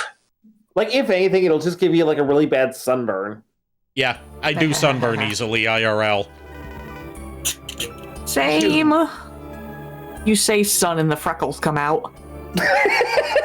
I don't sunburn easily, but my vision gets very messed up. I guess I don't have to worry about that anymore, but it's annoying. There's a fun story I'll get to after I'm done with this. You are strong, X. Such a waste. Why, Dragoon? Always wanted to fight you. He literally did it for the lulz. Then he appeared. And He appeared. Who? told me to work for the Replivos to goad you into fighting. You did it just so you could fight me? You literally just said that twice, X. I did that because I was bored. Was worth it for a final duel. That's also a thing about Akuma, is he wants to have a duel. He wants to have a one-on-one fight with Ryu because he thinks Ryu's the only person that could potentially kill him. I want to die. Okay, Muffin. Not because he wants to die, but because like everyone else is so insignificant that it's like he's bored. Like he wants someone that could potentially kill him if he loses. Well, it's also the influence of like the Dark Hado or whatever. I'm not going to get into Street Fighter lore is weird. Look, fighting game lore is a can of worms you don't want to go into unless you do extensive research. There's a thing about how Cammy was technically supposed to be a host body for M. Bison. So that implies that the fact that all the host bodies that we meet for him were always blonde-haired, blue-eyed white people, which says a lot about Bison. Look, I'm trying to keep back from making the obvious joke, so I'm just not going to say it. Dragoon! I like that he opens his beak as he explodes, like he's doing the red versus blue. Oh, brother. Rising Fire shoots fire energy vertically. Effective against all airborne enemies. Yes, because it only shoots directly upwards and is therefore useless against anything that's not above you. Some objects may be burned by this attack as well. But only if they're above you. Yes. I was going to say, can't some of the robot masters or Mavericks like jump above you anyway? You could just like hit them with it. Yes, but also for regular stage enemies, you can't hit stuff that's in front of or behind you. You can only hit stuff that's above you. Oh. So how many more Mavericks do you got left? 3. Okay, so you killed about like 2/3 of them. Yeah, I've killed 5 of them. Before we go to the next one, which is Frost Walrus, we're going to do a bit of backtracking to Web Spider stage to get the Heart Tank in there, and then we'll go after Frost Walrus. Okay. Because Web Spider stage is... Music's- Yeah, this has some great music. The X games on PS1 have fantastic music.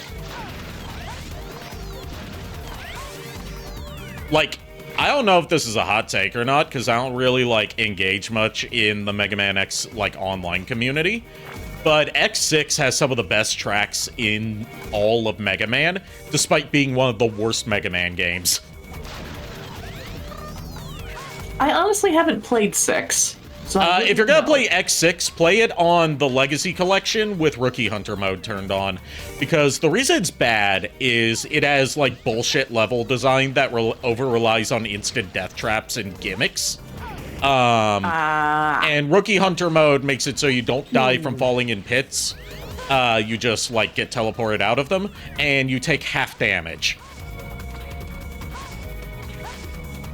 Like, X6 is very unbalanced difficulty-wise, because it was rushed out in under a year after X5, because, without Keiji Inafune, at the time series producers, approval, which meant he had to rewrite the Mega Man Zero story, because Mega Man Zero was going to play off the ending of X5. Yeah. But also, like, the whole reason why X6 was made, other than, you know, Mega Man being a cash cow, due to its, like, even if it doesn't sell a lot of copies, it's low investment, high return, was because, like, Yeah, the PS2's out now. We're probably not gonna be able to support the PS1 much longer. Let's just shit out one more Mega Man X game that reuses a lot of assets from X4 and X5, just so we can sell one more thing on the PS1 before that gets abandoned. Because this was like, this was 2001, same year that we were getting stuff like Devil May Cry and Onimusha from Capcom on PS2. And then PS1 got X6, which was very clearly made by a team without, like, good leadership, given that, like, not only is the level design's a mess, the story's a mess, the translation's a mess. I have a lot of thoughts on X6 for when we get to that. It has one of the most infamous ass-pull, like, character revivals ever. Spoiler alert, Zero comes back from his 5 minutes of being dead after X5, and the only explanation that he gives is, I hid myself while I tried to repair myself. Uh-huh. And it's like, how did you hide yourself and then try to repair yourself? You were reduced to a head, a torso, and one arm.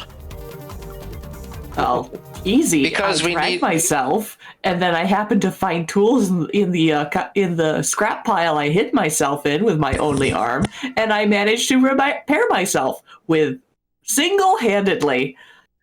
Like, I was just gonna say, because we just need video game, that's why. And, like, no one questions it, and it's never addressed afterwards unless, like, you play Zero and go to one of the Dr. Light capsules, where, like, Zero talks to the Dr. Light AI again, and the Dr. Light AI is basically like, yeah, I don't know how the fuck you came back either.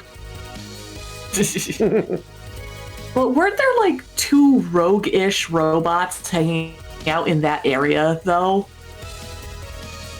I say roguish because they weren't Maverick, but they weren't affiliated with anybody. The only one that would have been there around that time would have been Dynamo. Okay.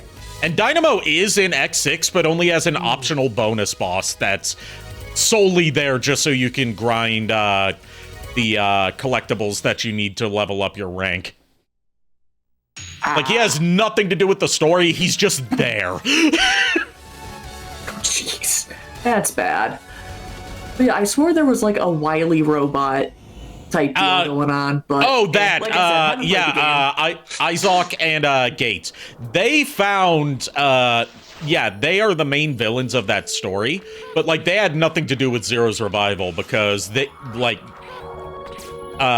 found like parts of Zero's remains, and that leads into Gates' whole like Maverick plot for X6, but Zero himself being revived has nothing to do with that.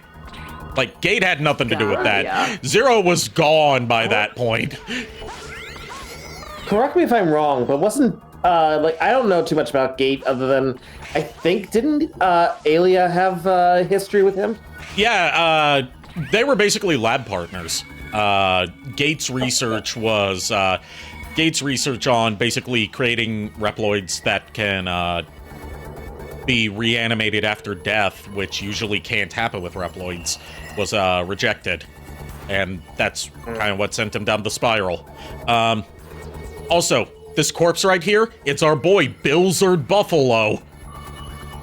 Oh yeah, it is! How the mighty have fallen. You'll also find in the background of the mini-boss fight is Chill Penguin's corpse, also frozen. Like, Chill Penguin being here makes sense, but how did Bill get here? I like that we're just referring to him as Bill now. The whole Billzard Buffalo thing came from the X3 CD version stream that I did, where like all the Mavericks get FMV intros in the CD version, but they misspelled Blizzard Buffalo as Billzard Buffalo. I hadn't thought about just calling him Bill. Sadly, no Duff McWhalen. That's not until X5, which is next. Yep. And I will be playing the PS1 version of that just for the Guns N' Roses names. Hell yeah. Okay. Because it's not the same without the Guns N' Roses names, okay? Yes, the properly localized names in the Legacy Collection technically are better, but they're not as fun as, like, oh, the giant whale Maverick. What's his name? Duff McWhalen. Yup. His name's Stuff McWhalen.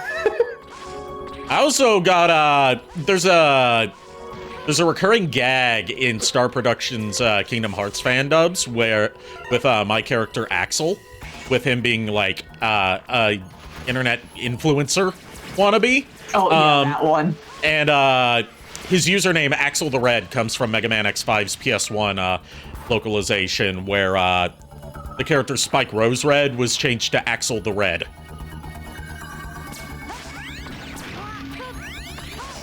With that being a reference to Axl Rose, the lead singer of Guns N' Roses. And also, by complete coincidence, given that, by complete coincidence, his stage has a Guns N' Roses reference in its background at the very beginning. Because of course. Like, by complete happenstance, given that the localization was not handled by the Japanese development team. It was handled by one person, and it was the voice of Claire Redfield from the Resident Evil games at the time, who also played Lunette the Clown on Big Comfy Couch. Who was also Jubilee in the 90s X-Men series. Yep. Jeez. Yeah. Yeah, I actually have her autograph. Nice. If I ever meet her, one, you know, of course I'm going to fangirl out, but I'm also gonna be like, I loved your localization on Mega Man X5. Yeah. Like, to me, it was funny because the fact is, like, Fert asked me to get the voice of Jubilee's autograph, and that's how he phrased it. I didn't really... Allison Court, that's her name. Yeah, I didn't put two and two together until I actually got to her booth. When I realized that she was Lunette the Clown, I was like, immediately, I was just like, oh yeah, you know, this. I told her, it's like, you were like part of my early childhood. That Lunette the Clown was my early childhood. I remember watching the Big Comfy Couch as a kid. There's Chill Penguin there in the background, stuck mid squawk. A system like that shouldn't be so easy to hack. The Chill Penguin Company will search other sectors. Let's go! Oh my god. Oh, we get another keyboard glissando at the beginning of this track. Like I said, Saturn has some better sounding music just for a couple musical flourishes that are not in literally any other version, and this version of the soundtrack's not on streaming, and I hate that. Yeah. Saturn users stay winning and losing at the same time. Wait. I'm hoping that DBY will be able to get his computer back from repairs soon, so that way he can actually make that Met model for me. Okay. But he can't do it. He can't really do it until he gets his computer back, whenever that might be. By the way, what do you think of this like more militarized Met model? I like it. That actually looks pretty cool. Yeah. But the Saturn was like very underutilized, and that saddens me because like Saturn's a very good console. It just had a lot to going for it. It's just sad that like, how can I put it?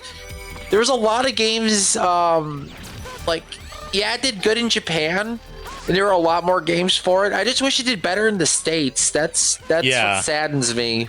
Yeah, it's the great irony that, like, Sega was never able to break through on the console front in Japan until the Saturn, which is the one console that didn't sell well anywhere else. Yeah, and it's also, like, very rare to collect, which saddens me, because unless you're collecting Japanese... as heck. Unless you're collecting Japanese copies, those are very common and usually pretty cheap. Yeah, Japanese Saturn is a lot easier to collect for, but like the unfortunately for the US Saturn stuff, it's just like, yeah, good luck. Yeah, I've got a Japanese Saturn and Japanese Saturn controllers, including my 3D controller is Japanese. And the way I was able to flash my action replay with Pseudo Saturn Kai was using a cheap Japanese copy of Virtua Fighter that I got. Yeah. For like $10. I had Go ahead. Ari, please. Please warn someone when you're going to flash them. JKR. Then it wouldn't be a flash. Excited there. You seemed very excited there. You seem to be thinking a lot about getting flashed by me, JKR. You said please. You left it open. I said you said please. I said please warn somebody. I said please warn somebody. Look, all I'm saying is the idea of me flashing someone is what came to your mind. You left it open. Save it for the Patreon, JKR. Save it for the Patreon. Like now I'm imagining like I kind of want to commission this now of like not like straight up lewd art just yet, but like commission Shiba to do like my Maxine model doing like the Black Orchid flash fatality against someone. Oh, from Killer Instinct. From Killer Instinct, where like it's flashes her tit. Yeah, she flashes her tits and they have a seizure. Heart attack, yes. Oh, all right. Straight up, it was straight up a seizure, like the arcade versions. Like they were just shaking and then. All right. Let's see. Do you want to voice? I'll voice Walrus. Okay. They sent a kid like you after me. I promise to end this quickly. Zudomon moment right here. Yeah, he does look like Zudomon. And this predates the Digimon. Yeah, he looks like Zudomon. Okay. Kinda. Given that Zudomon's also a walrus. My brain went with a totally different voice. What voice? Goofy. Oh, she can see it. They sent gosh, they sent a kid like you to fight me. I promise I'll end this quickly. Now I can't take that seriously.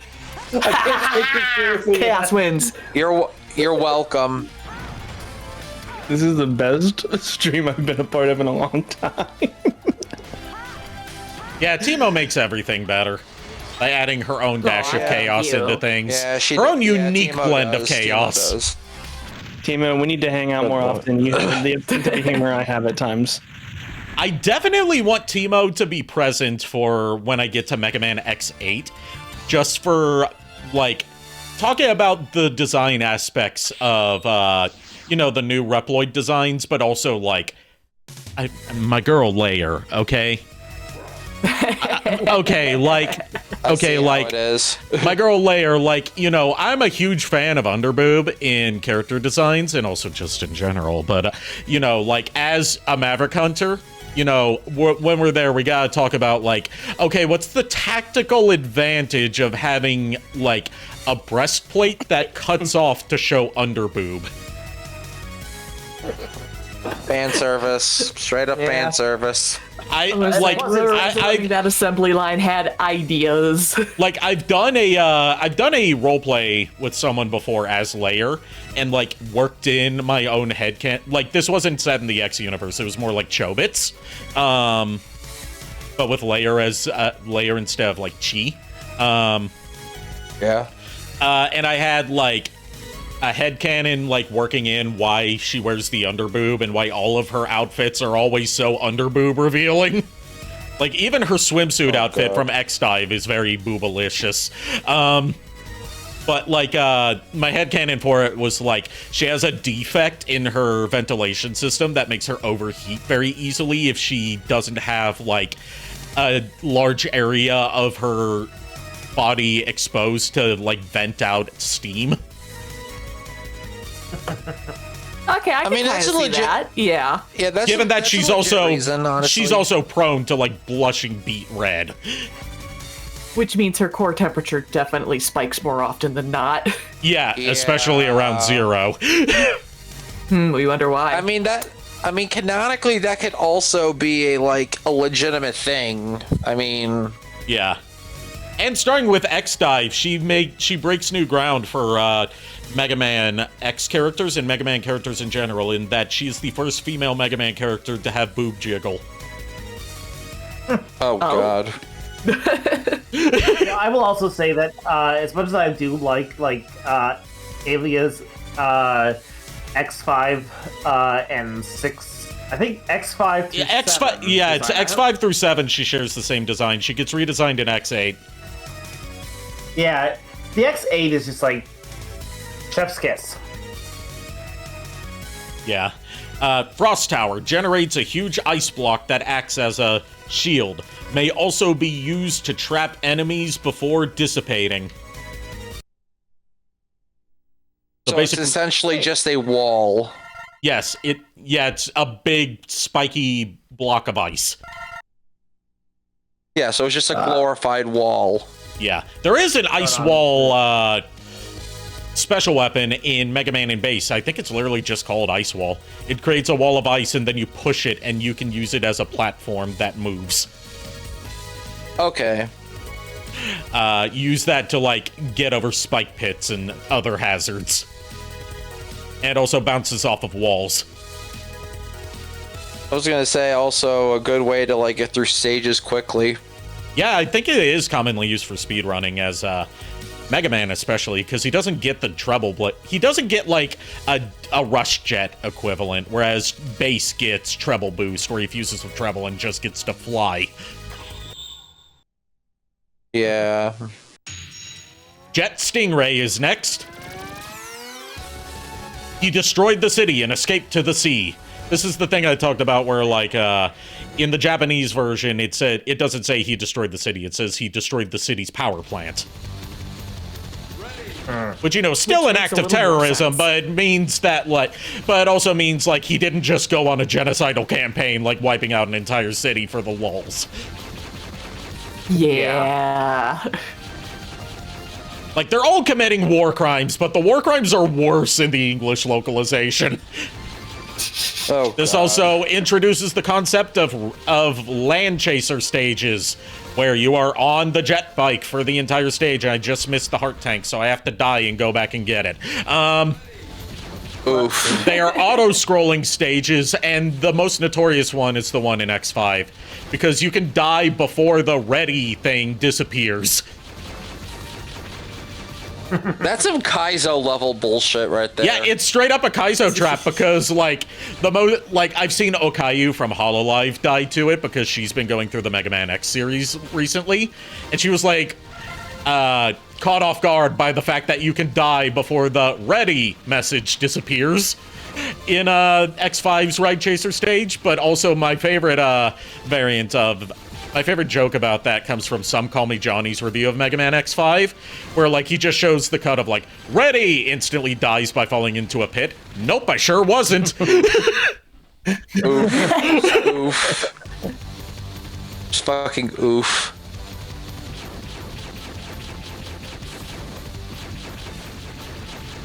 And you also have to do some pixel-perfect jumps and dashes in order to get some scattered collectibles that let you get the armor piece at that stage. And you have to get all of them for it to count. If you miss even one, you have to restart the whole stage. Yeah. Damn.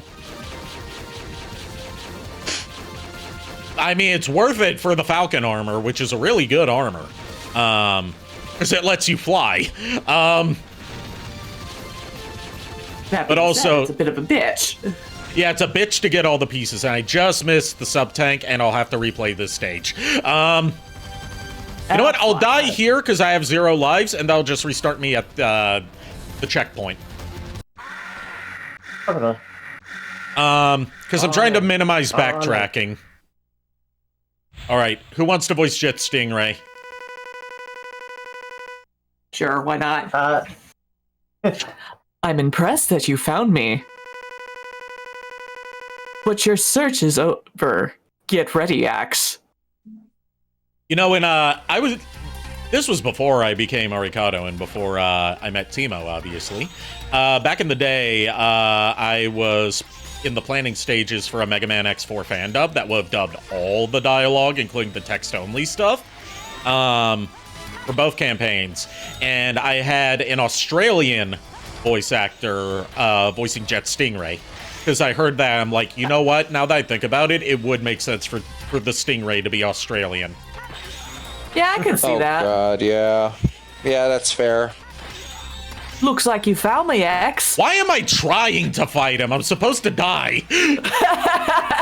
Instinct, I think it's just survival instinct. Yeah, I think it's just like a natural response. It's like you see a boss, you're gonna fight it and not die, and try not to die, but I'll just let him shoot out his little...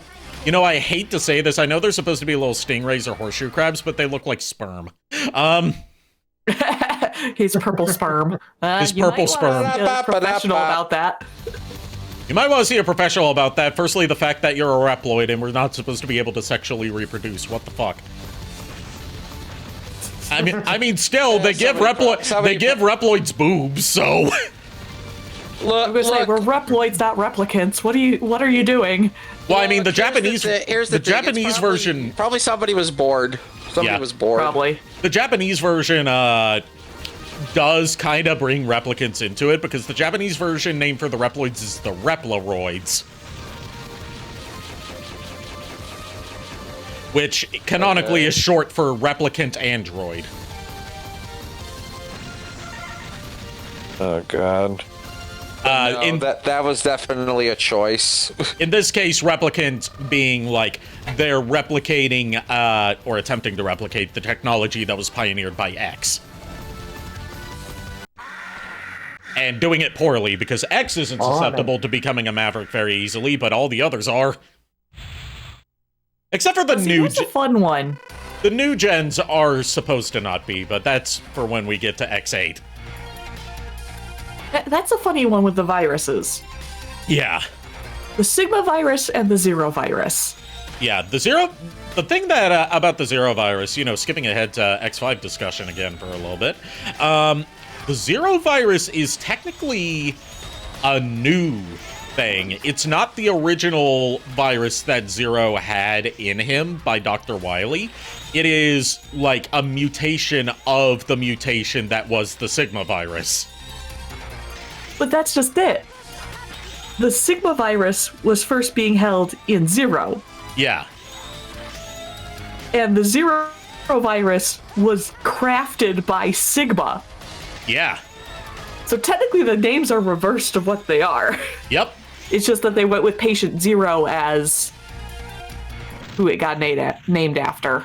Yeah. Well, it's called the Sigma virus because like, Sigma has it and is spreading it to people. They call it the Sigma virus because, like, it warped his DNA soul, which is like the sort of like the spark of a transformer, but for Reploids. It mutated his DNA soul to make it so he became an embodiment of the virus. It became him. And he became it at the same time. Ah, persona, I see. Yes. I am thou, and thou art I. That's all I know. Virus, exactly. Oh, I see. I'm a blade on society. Cool. Ground Hunter fires mini stingray drones that race across the ground. Effective against enemies on walls and floors. Push down while the stingray drones are flying to command them to fall. Fall. Fall! Oh, God. Flop, flop, flop, flop, flop, flop. I didn't know one of us was a fish. What the heck? Which one of you fuckers are flopping on the floor? Not me. Then drop on the floor and flop like a fish! Slash Beast, he defends the military train to protect the supply of goods. Sorry, I keep stumbling over my words. I have macroglossia. I can't help it. Yeah. I also have to thank Krelly and her absolutely cursed clips that I've seen of her for teaching me the term macroglossia, because she has it as well. If you don't know what macroglossia is, it means my tongue is too big for my mouth. So, ladies, I'm just saying. Sounds like God damn it. If you're interested, ladies. If you're interested, you know what that tongue do, though. I don't know myself. Let's find out. God damn it, Ari. And with Timo present. Especially with Timo present, because she'll appreciate the joke. Yeah. I am not saying anything about this.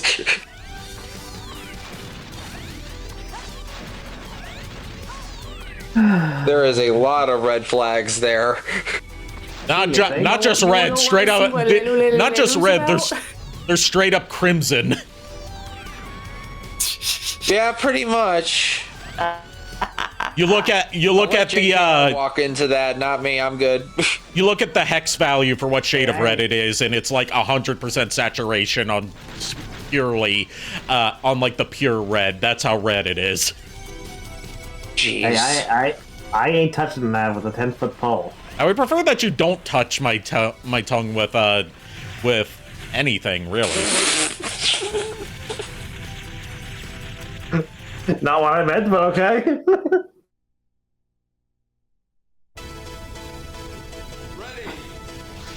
Look, I'm trying to give you an out on this one, and you are actively choosing not to take the out.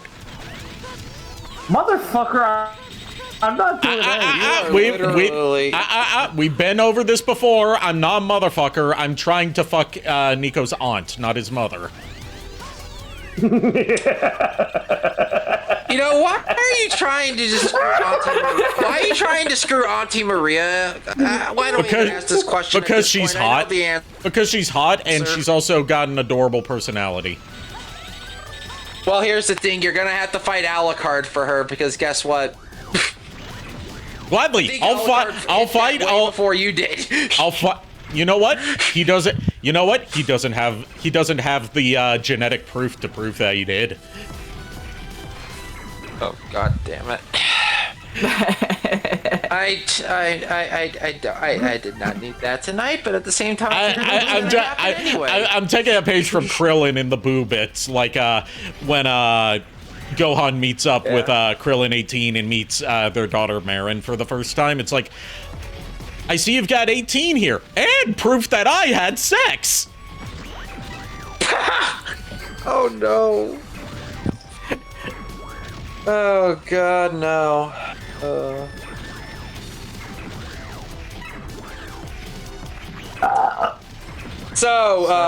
This Mega Man X4. Yes. Right. We're just decimating this train using the right armor. Also, am I the only one that thinks like the profile of the right armor looks a little weird? Like it's got the handle on one side but not on the other. Weird. Yeah, it is kind of weird. But the flip side to that is if it had the handle on both sides, you'd have like half of the Reploids, or half of X or Zero's face cut off. Yeah, I get it from like an aesthetic standpoint. You want the player character's head to be visible while they're piloting it. But at the same point, it's like, why put a handle on either side then? Oh, I mean, flip side, it could also be the Jesus bar. The Jesus bar? I'm sorry? Okay, so you know the handles in cars? Specifically on like the front driver and the passenger seat. Oh yeah, the ones that you use for emergency brake or something. No. Those handles on like the sides with the they doors. Have no function, but like you're supposed to use them to hang up clothes. But sometimes they're not attached to the door. So like the joke of it being is your passengers will grab onto them for dear life if you're a bad driver. Bonding. Right. Okay. Yeah. Yeah. I get you now. I get you now. I love that idea now. All right, slash beast, JKR. Challenging my unit was both foolish and reckless. You are nothing more than my prey. One that is soon to be retired. It's very hard to do a Dinobot voice consistently. I know that from experience, because it's not just a growly voice, it's a growly voice with like a texture to it. Right. Oh, I was gonna say... Oh, you first, Timo. I'm gonna say, like, at that point, you might want to think about, like, metal. Like, the genre of metal and the vocal fry screams that they do. Yeah. Like, the way that I learned how to do my growly voices was from practicing death metal growls. Oh, boy. Like, I can't quite do, like, I can't quite do, like, a purr, I can do, like, a...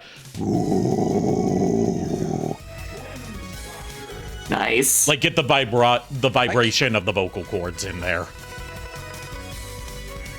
I can kind of do, like, a growl or a purr. It just depends on the voice trying to do or whatever. That or I'm just bored and just trying to do something different. Yeah, the only purr I can do is the rolling R. Twin Slasher shoots twin slashers forward in 2 directions. This weapon has wide range capabilities, making it easier to hit enemies. Shoots twin slasher, shoots twin slasher, shoots... Twin slasher shoots twin slashers. What do the twin slashers do? Shoot twin slashers. It's twin slashers all the way down, just like turtles. I was going to say, on YouTube they have these 24/7 like video things of where like they play like N64, PlayStation, and like other like long plays of games.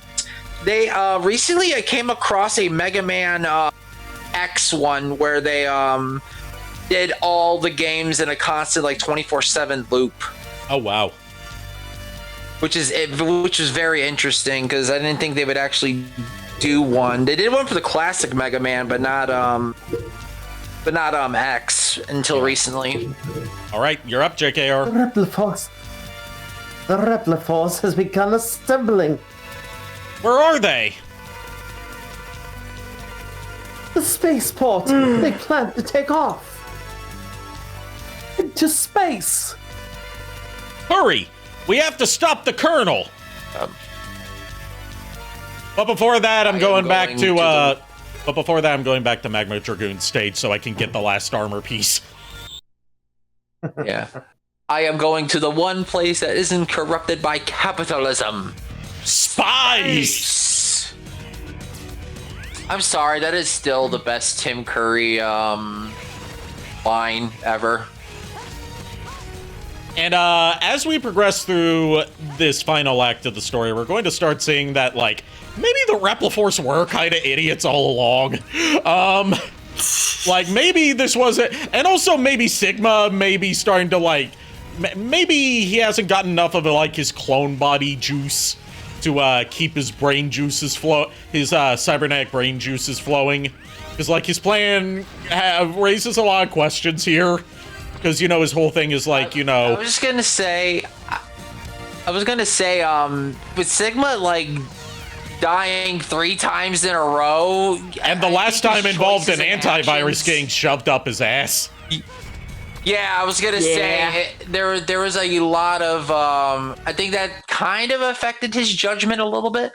Yeah, this may be fan speculation on my part here. But I think what they were going for with Sigma constantly coming back over and over again is that, like, he degrades a little more each time while also getting physically stronger. Because, like, you know, it's the idea of, like, multiple generations of copies. Each copy gets, like, worse and worse in quality. A photocopy of a photocopy is darker but harder to read, yeah. Yeah. I was thinking, like, generational loss on VHS copies of stuff, like a copy of a VHS recorded tape, and then copying that copy, the picture gets fuzzier and fuzzier. I get stronger, I get stronger, but also I get dumber. Yeah, because, like, his plans, not only do his plans start getting worse and worse, but also, like, he starts acting a little bit more, like, chaotic. As opposed to how calm and reserved and confrontational he was before. Yeah. And by the time of X8, you know, no spoilers, but by the time of X8, he's pretty pathetic. Because by X8, he knows he's on his last reincarnation. I mean, yeah. He's a silent, brooding bulwark of cybernetic muscle. Yeah, and his body is, like, literally falling to pieces. You can see, like, parts of where his, like, inner virus body is sticking through because bits of his body have flaked off. Oh, yeah. Oh, yeah. It's bad. Equipped with this new body module, what, X? This body part absorbs damage inflicted by enemies and will gradually accumulate within. When it is filled to capacity with the energy, you can execute the invincible Nova Strike. However, a single use will consume all your energy stores, so use it only to pull through in tight situations. Who can't take that voice? Okay, I have a question about this for a minute. Hold on a minute. So the helmet you said that was overpowered, that literally basically gives you like ideally unlimited weapon energy. Yes, there are limitations to it. I'm just saying, like, that kind of contradicts the power up to the helmet here. Hold on. Yeah. Well, the helmet does to make the same comment. The helmet does have limitations on infinite weapon energy in that it doesn't count for charged special weapon shots, and that's what the Nova Strike counts as.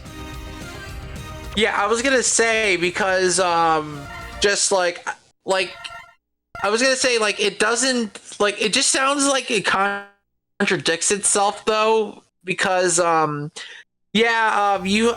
almost have unlimited weapon energy because you said charge shots, but it says, oh, it uses all your weapon energy to use this. It's all the weapon. So what was the point of the helmet? It's all the weapon energy for the Nova Strike attack, not for all of your weapons together. Okay, so it's just that one thing. It doesn't, like, you can't use it like the other weapons. Yeah, it's just this game's equivalent of the Giga Crush from X2, where, like, it charges up as you take damage and you expel all of its charge in one shot. Yeah, I'm gonna have to have one complaint about this game. They are not very like clear about certain things. So like from there, like I assumed it was like, oh, okay, so I can just use my other weapon energies just to use this one thing. But yeah, that's down to the localization of this game notably being very poor. Yeah. And we're about to get another anime cutscene. The one that made JKR want to play double. Actually, no, that's after this. That's after this stage. Ow. Never mind. Oh boy.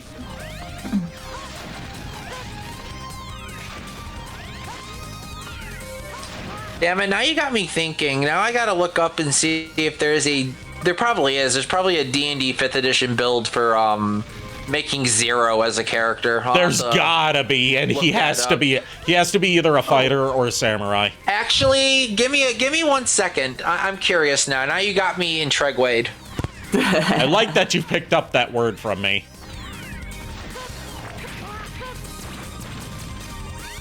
My brain rot is... Yeah, and I hate it. Thank you. My talk words are infecting other people's brains. I'm giving them my brain worms. You've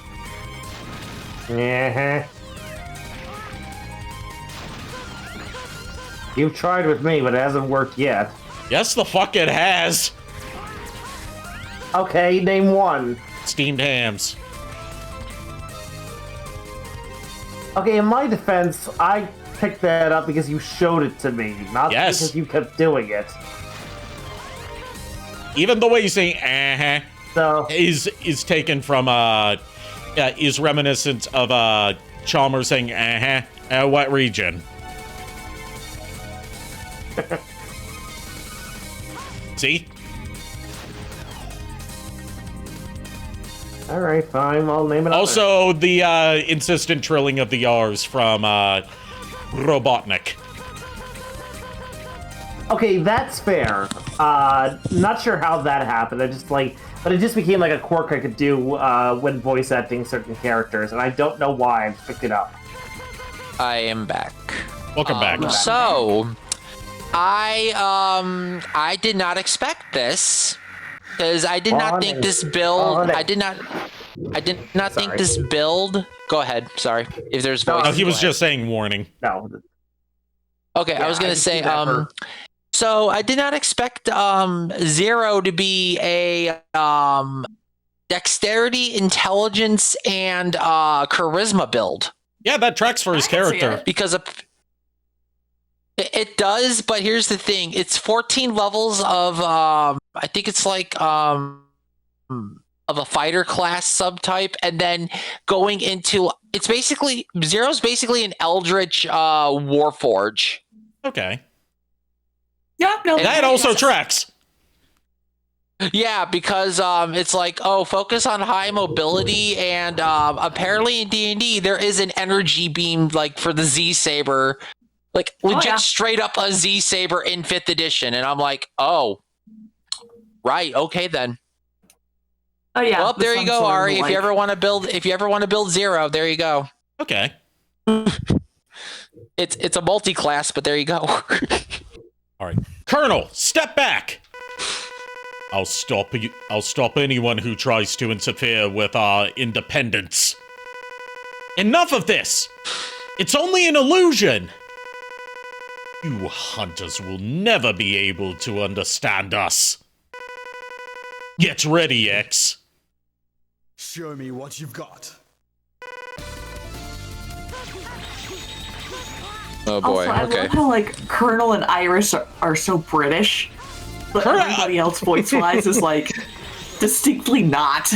Yeah. Oh god. And Iris in particular, like I low-key kind of love her voice in this game, even if it is, you know, objectively pretty bad voice acting.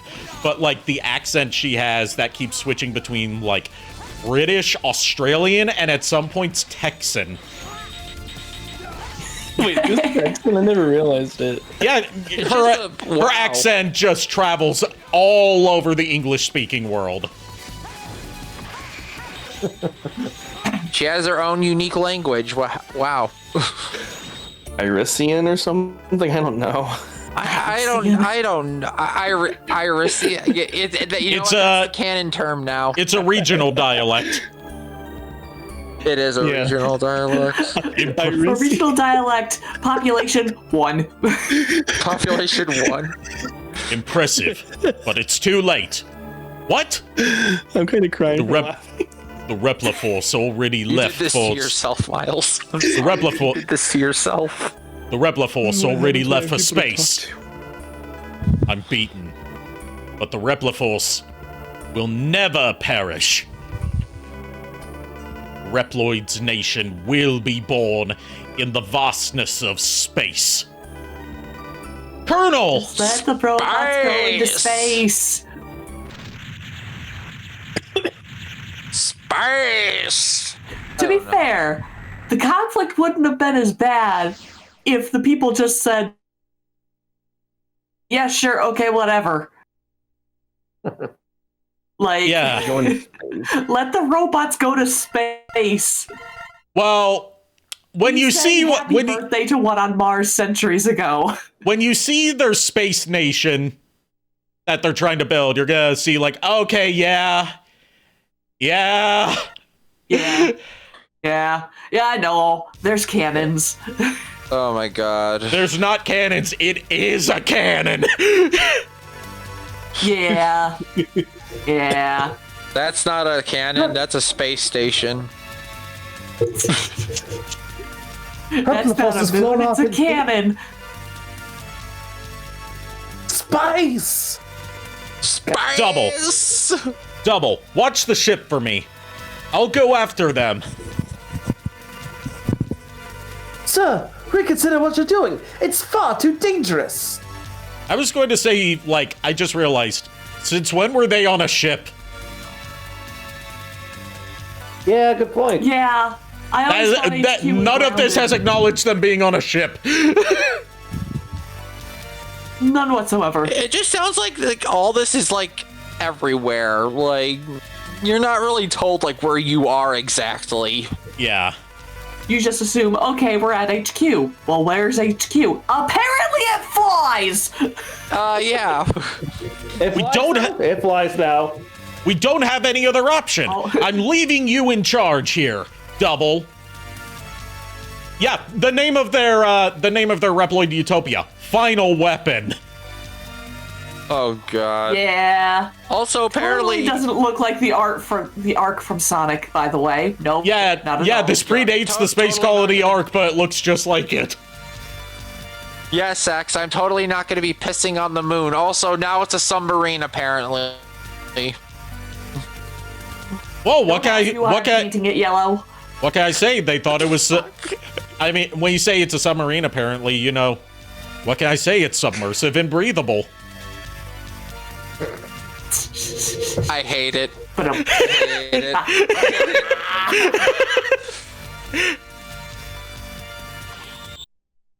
Here comes the cutscene. I should have stayed silent. Not again. Hey, watch it! I'm terribly sorry. What? That's Double. Those hunters must not be allowed in here. Terminate them. Roger. What a freak. Hey, Double, what's the matter? What a freak.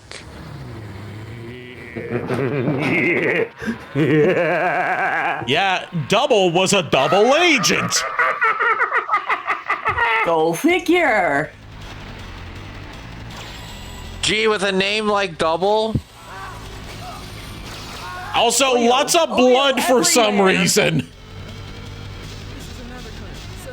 Nah, it's oil. Don't worry about it. It's red-colored oil, rated E for everyone. No, it's cranberry juice. Don't worry about it. It's a lot of cranberry juice. Nuts, They had Clamato. cranberry juice that day. It's Clamato juice. Clamato juice? Yeah, okay, fair.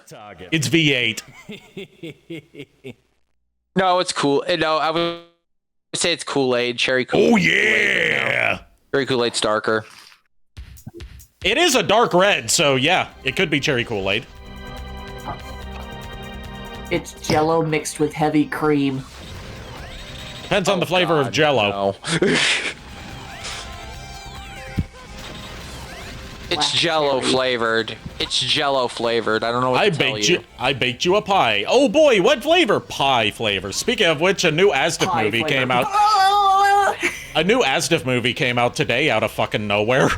Yes, I've already seen it. What? Asdif movie 16. They're still going? Yep. Are they still going? Yes, apparently. He keeps saying this is the last one, and then a couple years later he makes another one.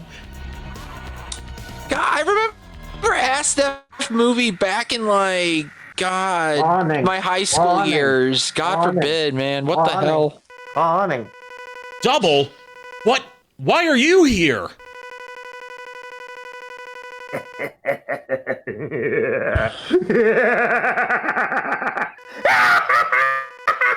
Hi, Chucklefuck. What's up? The Mavericks, Hunters, and the Repliforce. Idiots, all of them. They're making my job too easy. What are you talking about? Double, what are you saying? Think it over in heaven. Die, X. Yeah, the thing for Nico to understand is like Double transforms when he goes into his like true form. Like his base form, his base form is like a stocky little chubby guy. His true form is like a sleek warrior with like blades coming out of his arms and transclearant limbs. Which led to his fandom nickname Jello Man, because it looks like Jello, complete with bubbles in it. Okay, all right, yeah, I get it now. Okay. Shoutmon's evolution mixed with like freaking Neos. Yeah. Oh, jeez. Double. No, it kind of was like Cell actually. How could I lose to a weakling like you? Double, tell me, why did you do this? You're so naive, X.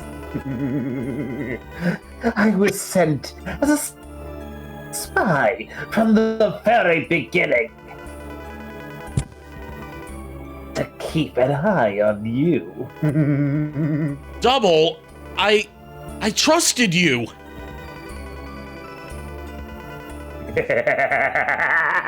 That naivete of me be your fatal flaw, X. Goodbye, X. See you in the afterlife. Double! I was going to say. Blows up right in your face. I was going to say, when Double first showed up, when you mentioned the name, I had a feeling he was going to be a traitor just by the name alone because double cross. Also, his Double agent. his special weapon weakness is double cyclone. Cute. That's cute, but no, like double cross. It literally was like it's shouting, "Hey, I'm a fucking traitor." It's also like, oh, remember the new guy that's never been in any X game before? Like the new guy who even X doesn't know. Yeah. Like, yeah, it turns out that guy is a traitor. Go figure. Oh. I'll be right back. Okay. Take your time. Right, yeah, we might be. I'm getting way too many. I'm getting way too many ideas now. I really need to stop thinking while you're playing the certain games. We already gave each other the idea for a Digimon D&D campaign. Are we thinking a Mega Man X D&D campaign? That's exactly what I was fucking thinking, because here's the thing. As soon as I looked up about Zero being a 5th edition D&D build, I'm like, oh god, what if there was a Mega Man X esque D&D? And I'm like, no, we already have enough. Stop it. And we haven't even gotten to our third protagonist yet that debuts in X7, but like really solidifies his whole character in X8, Axel. Yep. Yeah. The one whose whole gimmick is he can copy the appearances and abilities of other Reploids that are around the same height as him. Oh boy. He's also part of a new generation of Reploids that are immune to the Maverick virus. But no, Ari. He's a prototype, if I recall. Yeah, he's a prototype. But no, thank you for now giving me too many thoughts and ideas for different kinds of bullshit. Thank you. You're welcome. Now I no. All right, time to fight General. Did anyone get the idea from cutscenes that General was this fucking big? Nope. I would assume he was massive, but like he's kaiju size basically compared to X. The funny thing is, like, standing across from Sigma, you'd think, he'd be just about as tall as Sigma. Yeah, that's a little fucky thing in the opening cutscene of X's stories. When he's sitting at the table talking to Sigma, they look like they're around the same height. But no, he's massive. And if you know anything about the height difference between X and Sigma, it's not that fast. Yeah, Sigma stands like pretty. He's taller than X, like a couple heads taller. Yeah. Sigma has Ligma. Ligma balls. You said it, not me. Yes, I did say it. General, what are you planning to do? We're going to build a nation for Welcome back. the Reploids. That's our ultimate goal. We'll fight anyone who tries to interfere with our independence. There must be alternatives to this mindless fighting. We were called Mavericks without justifiable reason. What other choice did we have than to fight But it's too late now. Get ready, X. It was our destiny to... We were labeled, so we chose violence. We chose violence because, I mean, basically that's what it amounts to, is like we chose violence because you guys called us violent. So literally these guys shared Dracula's reasoning in Curse of Darkness. Humans judged me, so guess what? I sentenced them to extinction. Yeah. Oh, these guys called us Mavericks. Guess what? I want to kill them all. Well, That's General literally what it General amounts does to. not want to kill them all. Like, he just wants an independent nation for Reploids. The whole, like, weapon part of it is, like, in case the humans decide to attack them. I know, but it's basically the same concept. It's Yeah. the same concept on paper. Like, the whole final weapon part of it is Sigma's doing. Yeah. Because Sigma's plan is just straight up blow up the Earth. Well, again, Sigma has Ligma. What else can I tell you? That explains why his plan is so dog shit in this game.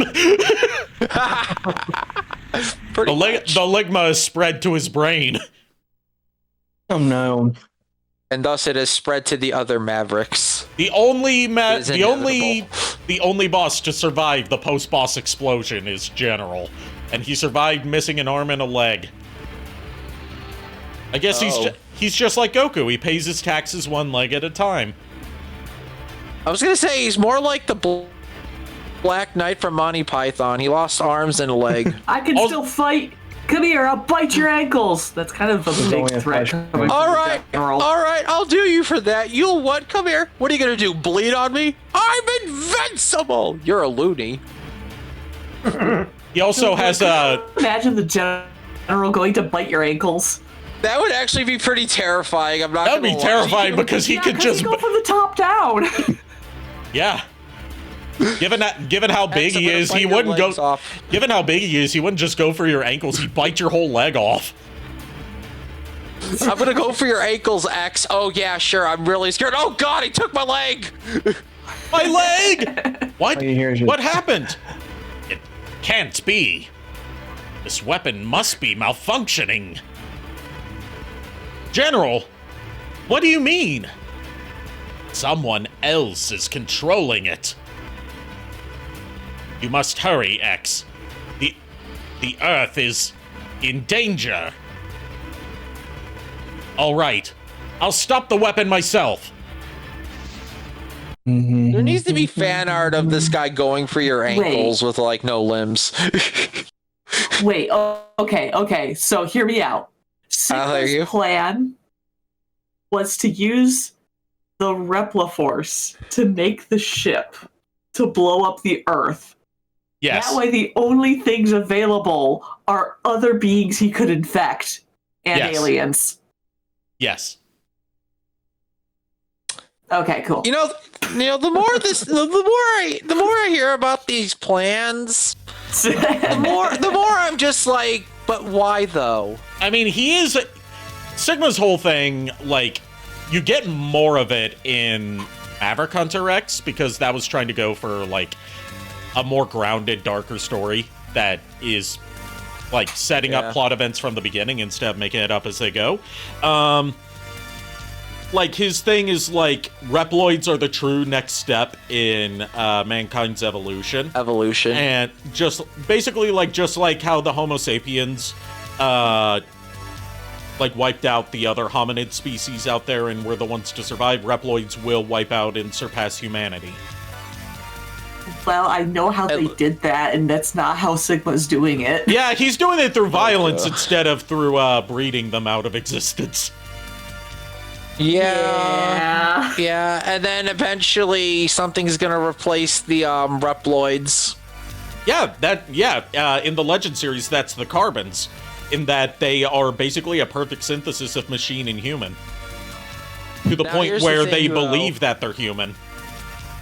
Now here's the real question. Go ahead, Timo. Sorry. Oh, sorry. And then the continuation from X to ZX, or from X to Zero Missions to ZX, is the fact that they literally just, I want to say, not android, but Cyborg. cyborg themselves so fluidly you can't tell the difference. Yeah. I was gonna say, realistically now here's the thing. From there, where do we go? We don't know because Legends 3 was never made. Till you give us Legends 3, all my cash will stay with me. Well, you know what? That's not gonna stop the fandom from figuring out their own canon. I mean, we just got our first new piece of Legends media in decades with the Mega Man Legends comic as part of the Mega Man Timelines series of one-shots. Oh. And it's apparently pretty good. It doesn't take place after Legends 2, unfortunately, but I will take new Legends media.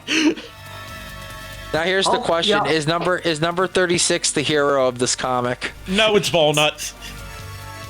If anything, number 36 would be the one who sets off the chain of events to destroy the planet. Number 36 is Sigma confirmed. Except he does it by accident, so he's Scrat from Ice Age. Yeah, fair. Yeah. Oh god, yeah, no, that's correct. All fronts. Damn it, 36! You're welcome for this new bit of knowledge, for all the new bits of knowledge you've had tonight. Look, I'm just gonna tell you this right now. So far from all the Mega Man X games that you've played thus far, I've been part of, I'm gonna say this right now. Mega Man X 1, 2, and 2, and 3, okay, I'm okay. X4, I'm very concerned. X5 onward, I don't know what to expect, and I am very worried. X5 is gonna be a weird one because it's clearly meant to be the finale, and then it just keeps going. And then it stops for 20 years and counting. I will say this about X5 though. You're right. There is one song. There is one song in X5 that I do know just for the sheer fact that that song was around for like a boss that they showed for L Sword, and it was Zero versus X's theme. Yeah, that one. Famous piece of music in the X series. Right. Oh yeah, that one I actually do like. Time to beat Web Spider with his weakness. Oh, so we're already at the boss rush? Yeah. Yes, we're at the boss rush. Yeah, the fight, Does remind me, though, I had to find it. Somebody did a cover of that song, but did it up in such a manner that it's kind of like a duet between them, but they're working together.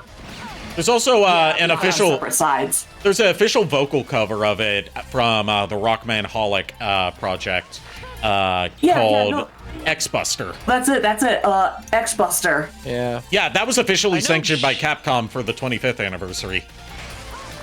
The animation is so nice with it.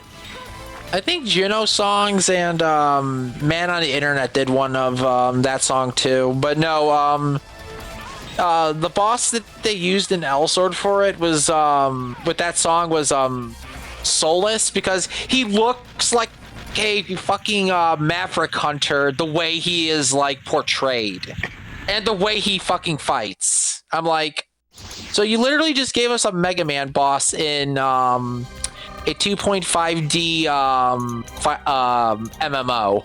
Yes.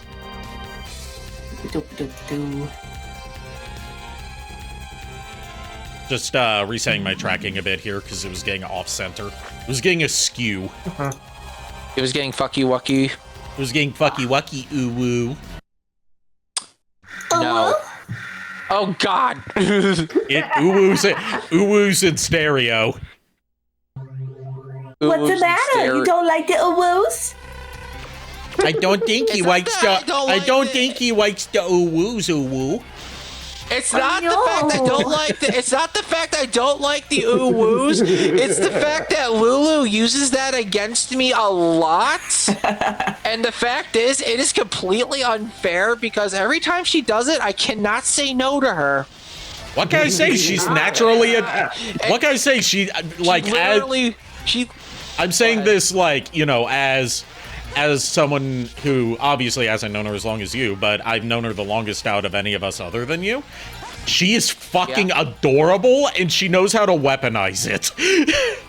Yeah, I see. that's it. Okay, here's the thing. That's an understatement because she does the whole Ember Lynn line, whatever you say, master, I mean daddy, and I'm like, stop. That is way too accurate. That is not fair.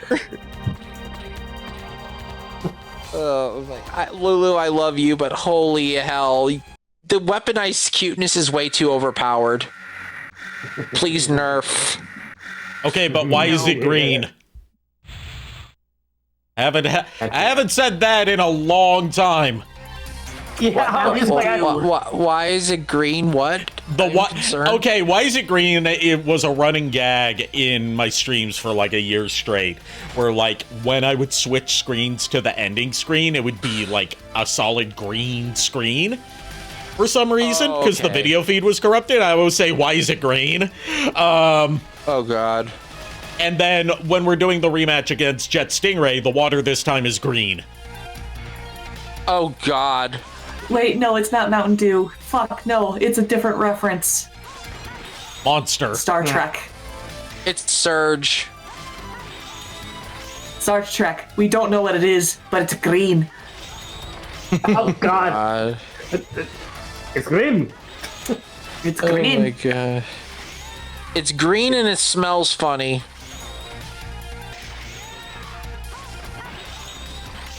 It's green Gatorade. Yeah. Whatever it is, it tastes like green.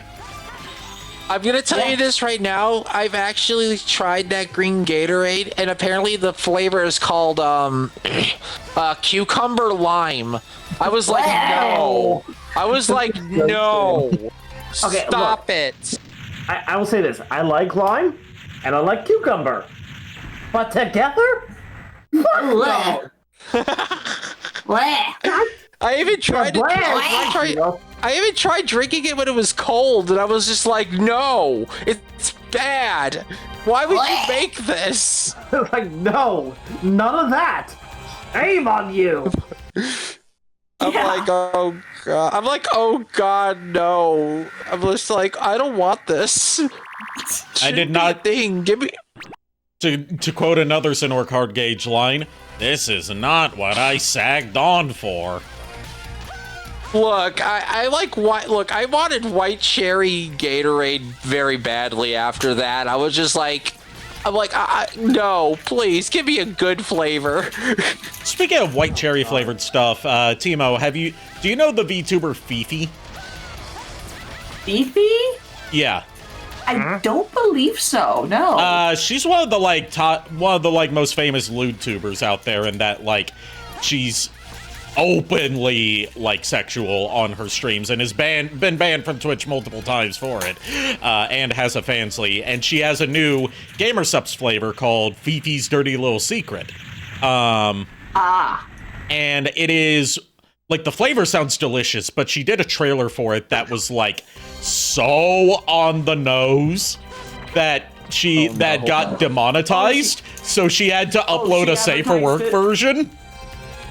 She advertised it like a 1990s Herbal Essence commercial. I mean, with the like, she made use of the fact that she's good at making sounds. Yes, okay. So I cannot repeat the sounds of a 1990s Herbal Essence commercial on your stream. Yeah. For your sake. Oh no. But oh no. But I'm scared. I'm scared. Let's put it this way. I'll show you the entire joke. I'll show you the ad after stream. Like, these guys have already seen it, but Timo hasn't. Yes. I was gonna say, Timo, you saying you can do that sound scares me. I'm like, wait, what? No. The worst thing is, I scared a lesbian couple in college with that knowledge. Damn. I'm scared and in Tregwade. What the fuck? I'm scared and aroused. Saying in Tregwade. To quote something that Nerd Furret quotes frequently, I'm scared and aroused. I call it scare-roused. Yes, mark me down as scared and aroused. Oh no. Or to quote the thing that we often say on stream, and that I still have a redeem for, this is impressive, disturbing, and makes me uncomfortable. Uncomfortable. Oh God, why? But the flavor in question is white cherry limeade with a hint of vanilla. Ooh, that does sound good. Yeah, that does sound good, honestly. Also, like, sploosh. You know, I would love to have a sponsorship with Gamersups. I'd love it more if they would get rid of their sponsorship with Kirsha, given that she's a fucking Nazi. Yeah. Nazi who also has a shit model with shit rigging. Yeah, I'll say it.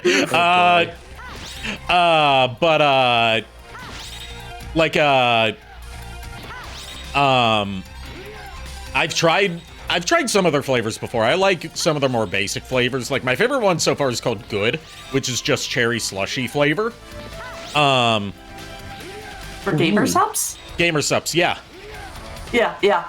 I've tried, at this point, I've tried like 5 of their flavors. My favorite one, I'm terrible. I mix flavors sometimes. Yeah. There's nothing wrong with that. So, anime thighs. Oh, anime thigh is. Pack. I know what anime thigh is. It's orange creamsicle flavored. Yeah. So, anime thighs, sweet 6-pack, and Sigma Brain. What? Yeah, they have the best flavor names. Like, there's one flavor that sold out when it initially came out just because of the name of it. And I've had it before because they sent it to me in a free sample pack. Okay. Titty milk. Yes. What? Okay. I have to ask, what was the flavoring on that? Hang on, I'll bring it up for you.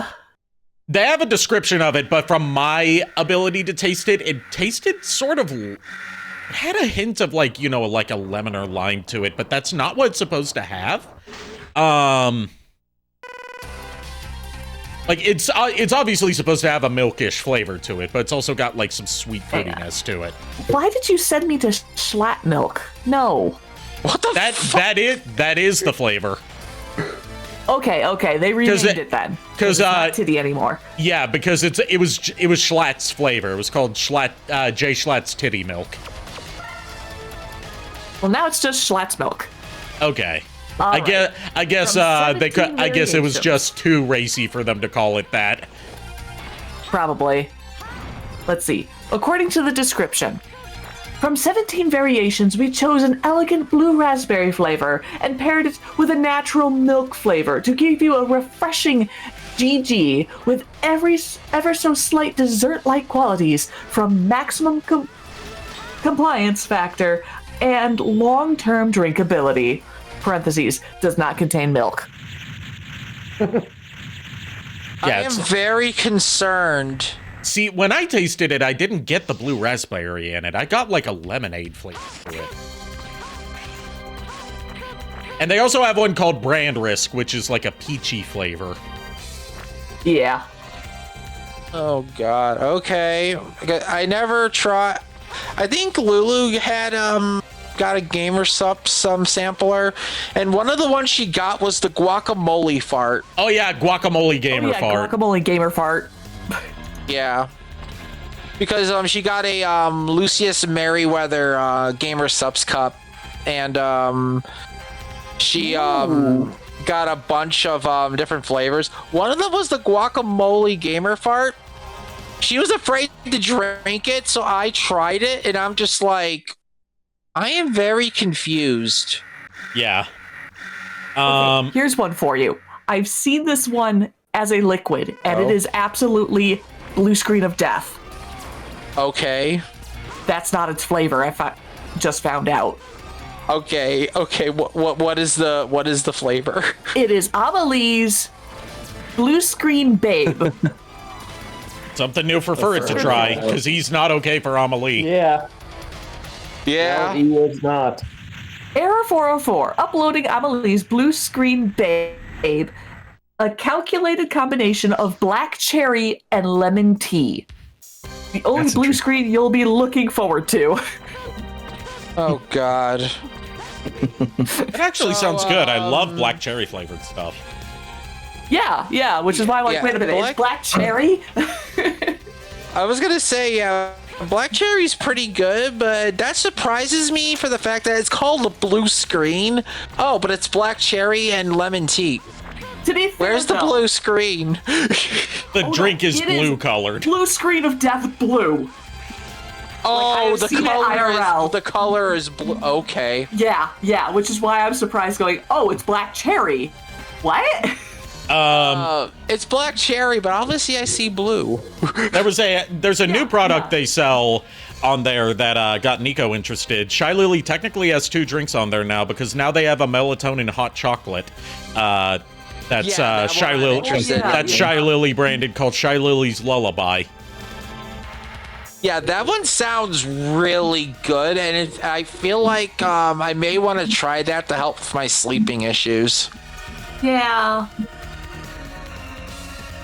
That'd probably be under the AFK stuff. Yep. Yeah. I click on it, the first thing that shows up is Shy Lily's hot cocoa banner. Oh, Right God. next The to only AFK, cinnamon bath, cookies and dreams. Ooh, cookies and dreams sound good. Yeah. All right, get ready, JKR. Damn, Okay, hold you're on. up. You're up. Yep. I'm ready. This is amusing. It really is, X. Yeah. You're Sigma. Feel it Skeeth in here. Hey, you got the ligma. My plan to keep the Repler Force and the Maverick Hunters at each other's throats worked perfectly. Yes. Double did a good job as a spy. Why you? Repler Force are the fools this time. Oh, God. Now, all that's left is to destroy Earth with the very weapon they made. Yeah. No, I'll never let you do that. Try hard, X. Your life depends on it. I'm not gonna let you. I have protagonist energy. Now loading. Oh, Now loading the same hallway we were in. Yeah. Also, I will BRB. Gotta run to the washroom. Okay. Oh! The AFKs have a version that doesn't have melatonin in it. Okay. Oh. Yeah. So I guess that kind of parallels to the gamer subs that don't have caffeine in them. Yeah. Cool. Cute. Well, that's nice. All right, time to fight Sigma. 3 forms.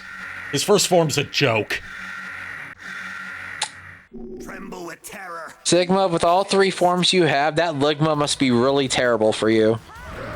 You could stand in one place and spam Rising Fire with occasional jumps to dodge his one attack that he'll do every 2 hits, and you can no damage run him easily. Oh, God. He can only be with all the damaged.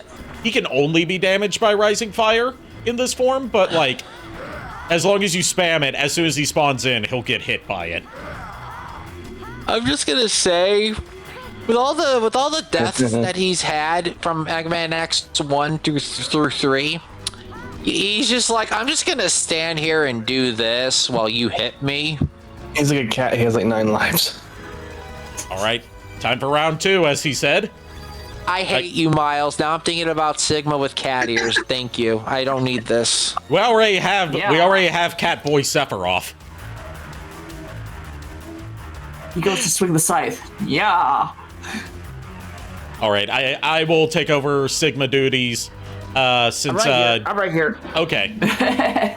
As soon as you say just walked Sigma in. duties, JKR just shows up.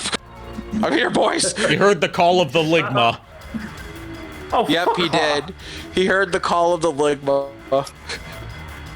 That's the real virus that Sigma's infecting everyone with. Yeah. The memes. The memes. To quote Metal Gear Rising, to quote Metal Gear Rising, memes, the DNA of the soul. Do not let your memes be dreams. Okay. Reversely, don't let your dreams be memes. Let JKR read the lines. Fair enough. You are very good, X. Yes. But not for long. You won't be able to evade this attack. No. Oh my gosh, he looks like Lex Luthor. I mean, No, I think he was going after Megatron from Beast Wars. Yeah, that's what JKR is doing. Yep. I could tell because of the yes. Yeah. That was the funny thing, like, go ahead. I think I actually did try to do a a David K. Megatron voice originally when I auditioned for Sigma all those years ago, but you didn't really care for it, Ari. It was like, I don't know. That's not how I remember it. It was that you were going off. You were doing like what you did in our X1 playthrough, where you were basing it off of the Maverick Hunter X Day of Sigma voice. I guess I was trying to combine the two, and I guess I was leaning more towards. You were also not as practiced as you are now. That's true. I was still starting out back in the day. Yeah, you have improved a lot since then in getting into your lower register. Oh, I appreciate that, dude. That means a lot. Yeah, the reason I wouldn't have cast you in that role back then is not because I didn't think the voice was appropriate. It's because it wasn't deep enough. Yep, that tracks. And plus with the fact of me actually having some on stage, little bit of on stage experience also helped a little. Oh my gosh. Feel my incredible power! Drown in the empty vastness of space. Prepare. Now we have Evangelion moments. Yep. You may bow before your new lord and master. Oh my god. Master? I mean, Daddy. Oh my gosh. You just had to, didn't you? Yes, because he said the thing. JKR, it's your fault. I blame you. Hey, don't blame me. I am blaming you. You triggered it.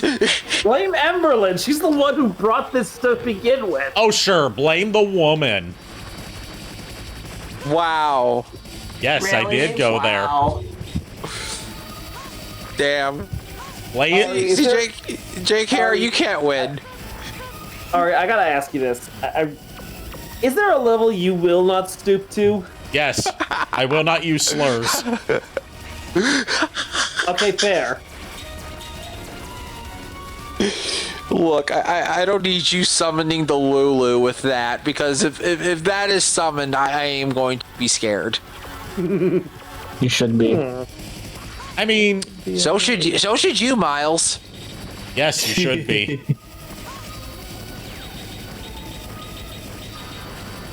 Look, 9 times out of 10 when Lulu joins this call, she chooses violence and causes chaos. More often than not, she joins in and either A, asks Nico for food, or B, joins in. Man, Nico cuddles.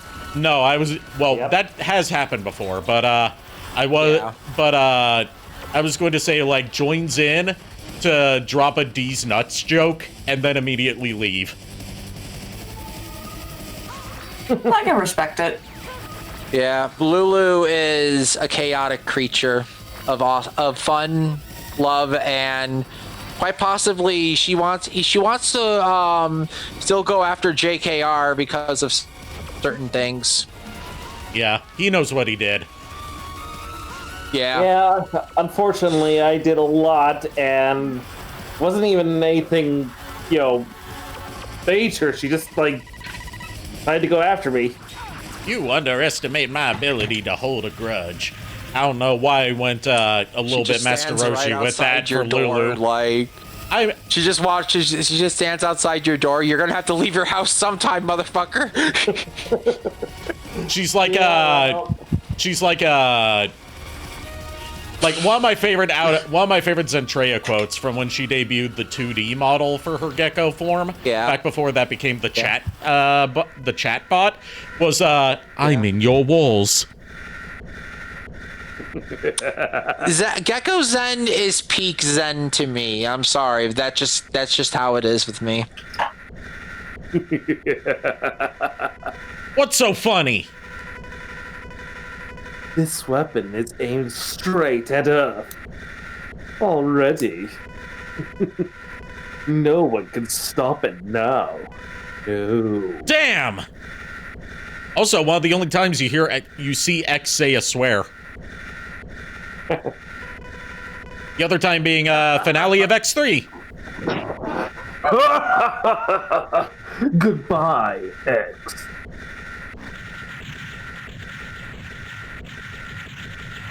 I mean, realistically, would you even consider damn actually a swear at this point? For an E-rated game in 1997, yes. Yeah, back in the 90s, at this point in time, yeah, it would actually be considered a swear. There's quite a few dams in this. General!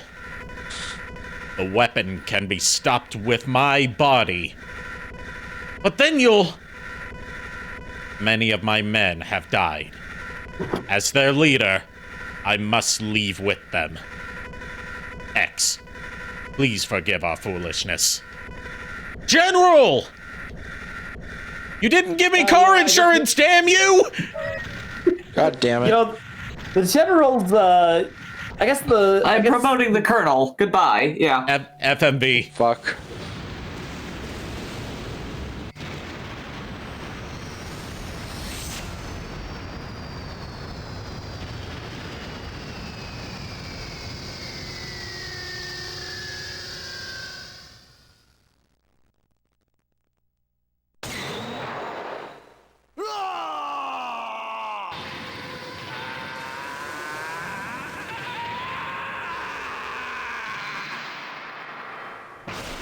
Flashback. If I ever get my vision back, I'll definitely have to try the X series again. Yes. This is Maverick Hunter headquarters. Zero. It's good to see you're safe, X. I was really worried about you. Sorry about that. Don't worry. It's all over. Go home and rest. You've earned it. But Zero. What if I become... Hi, Lulu. Lulu joined. Yeah. Don't ask such Wee, hi, Lulu. contact now. Wait, Zero. Hi, guys. I'm serious. What is Oh, this no. that Nico's invoking me? Zero. I need to jump out the window. Help. Someone would like to explain? You may bow. Ari did the whole And master, I master. mean daddy thing, and I'm like, you're going to invoke Lulu. Stop.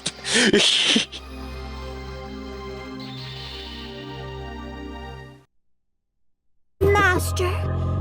I mean... Daddy. What a There way! it is. What a way to cue up the end credits of Mega Man X4. And this is my yeah.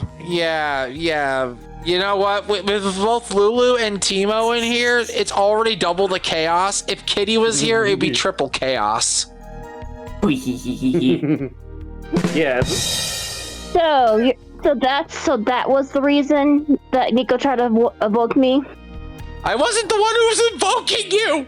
I was warning them not to invoke you. And in doing so, you did. Good lord. Shut up, Timo.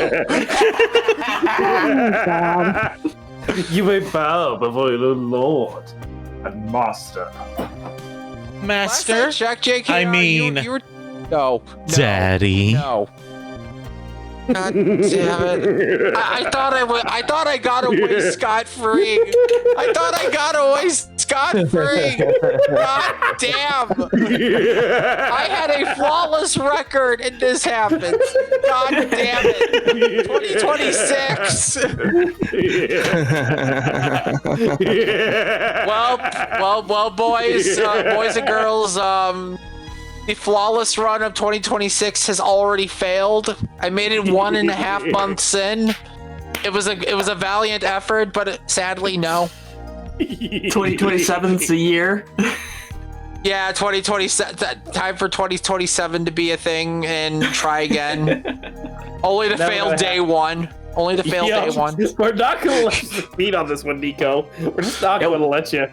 Nope. See, here's the thing. When 2027 happens, JKR, I'm counting on the fact that you guys will forget, and that'll give me the advantage.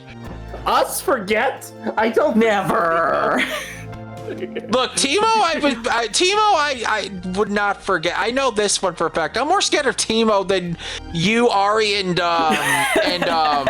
Miles. Yeah, because Timo is new to you. She's an unknown quantity. Yeah, I have to figure out how Timo works, and I know for a fact that's not going to happen. Because again, like Dracula's castle, she's a creature of chaos. It cannot be understood. Nico. Aren't you engaged? Why would you want to try and figure out how Timo works? You know what I mean, Wise-ass. Besides, we've already claimed our thruple. Look, here's the... God damn it. Also, I was going to say, JKR, at least I wasn't the one who was asking our lady of the castle over here to flash you. All right, time for our endgame text scroll. The battle has ended, yet somehow X doesn't feel quite right. What caused all those robots to turn into Mavericks? Will it happen to me someday? Has X just realized his tragic destiny? It appears that X will have to solve this mystery one day, soon. And the FMV that we apped over was basically like, X thinks back is like, hey, Zero, if somehow I go Maverick, I want you to be the one that kills me. Fair. Also, Zero's response is like, nah, that'll never happen.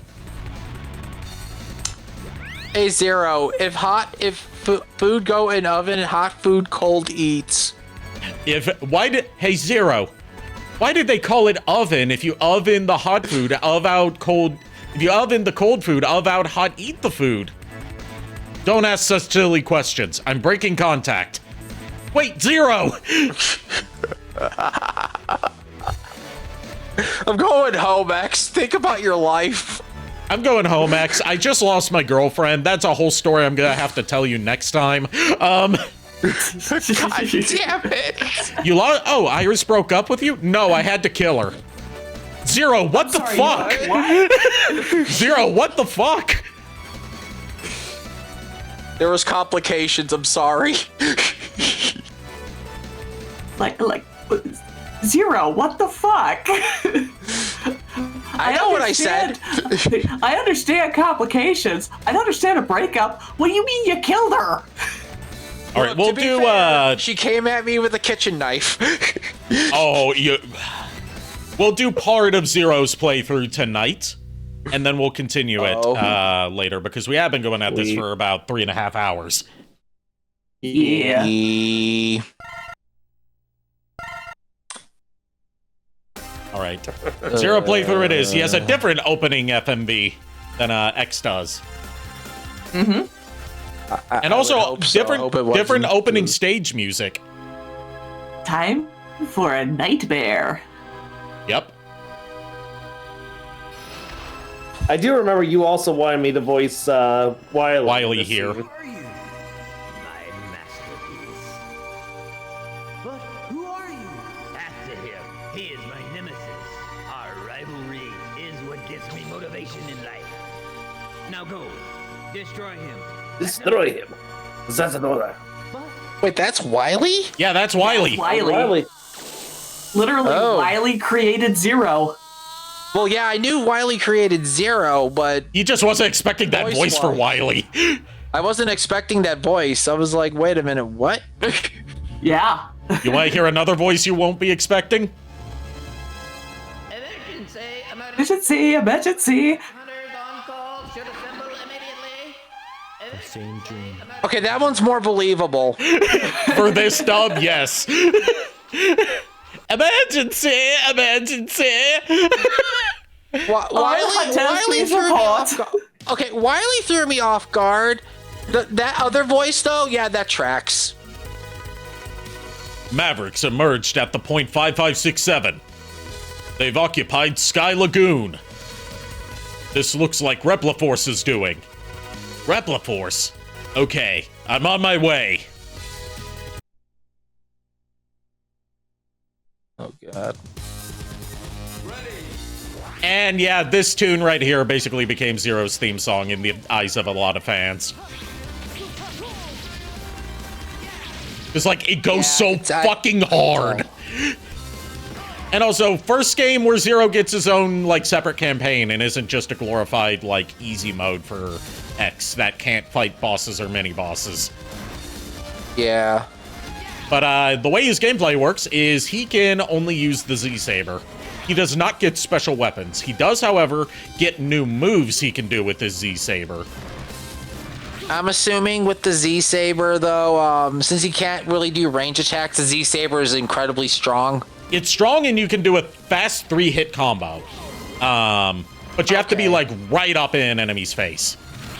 Well, yeah, because it's a sword. It literally is like martial weapon, close range. Yeah, and he does not get armor upgrades, but he gets movement abilities with some of his boss weapons, including a air dash and a double jump.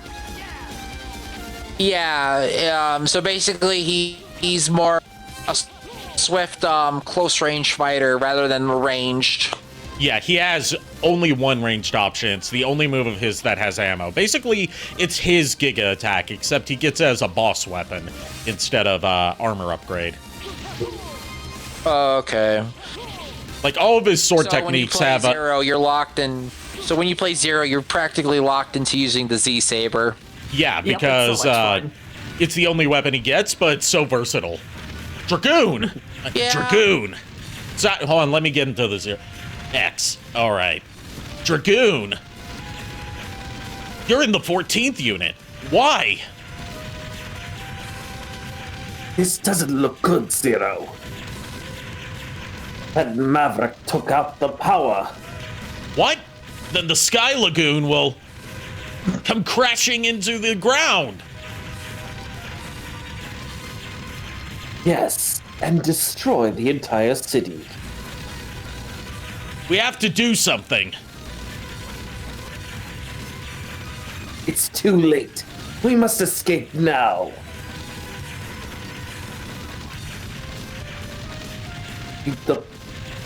You'd best do the same, Zero. Sorry, I was looking at my blue sky because I just checked my notifications. Apparently, Dominic Bites followed me back on blue sky. Oh, cool. Oh, nice. Damn.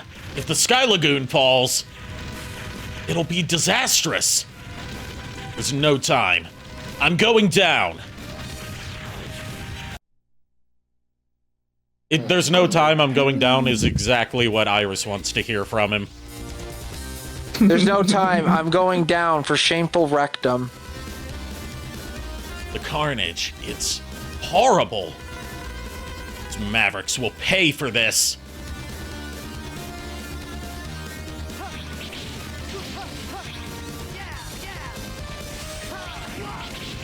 I think I'm gonna head off to bed. I gotta go to a couple appointments in the morning.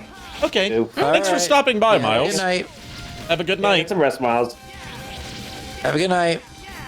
Yeah, See ya. I'm gonna add Timo because why not? Yeah, I need to add Timo to my Discord as well. Well, I'll have to ask Lulu to help me do that, but I just want to talk GameStop horror stories more often. Someone you can finally relate to on Discord. Yeah. Yeah. I'm still kind of mad about the new trading card stuff that they have going on now. I don't want to talk about. That's fair. I mean, some of it's reverting back to what it kind of was before, but yeah, they're altering some of it, and I don't like it. All right, Iris time. Iris, what are you doing here? Go to bed. All right, See you, Miles. See you, Miles. See ya. Are you okay? Zero, did you come to save me? Yes. Hang on. A huge maverick appeared and... Stay here, Iris. I'll handle it. Is this really one of Repliforce's? I don't have a moment to spare. I have to defeat him, or else. Oh, why'd you leave me behind, bitch? I told you to stay there. Yeah, Gee, but it's you're no gonna help me up. Gee, it's no wonder why you lost your girlfriend, Zero.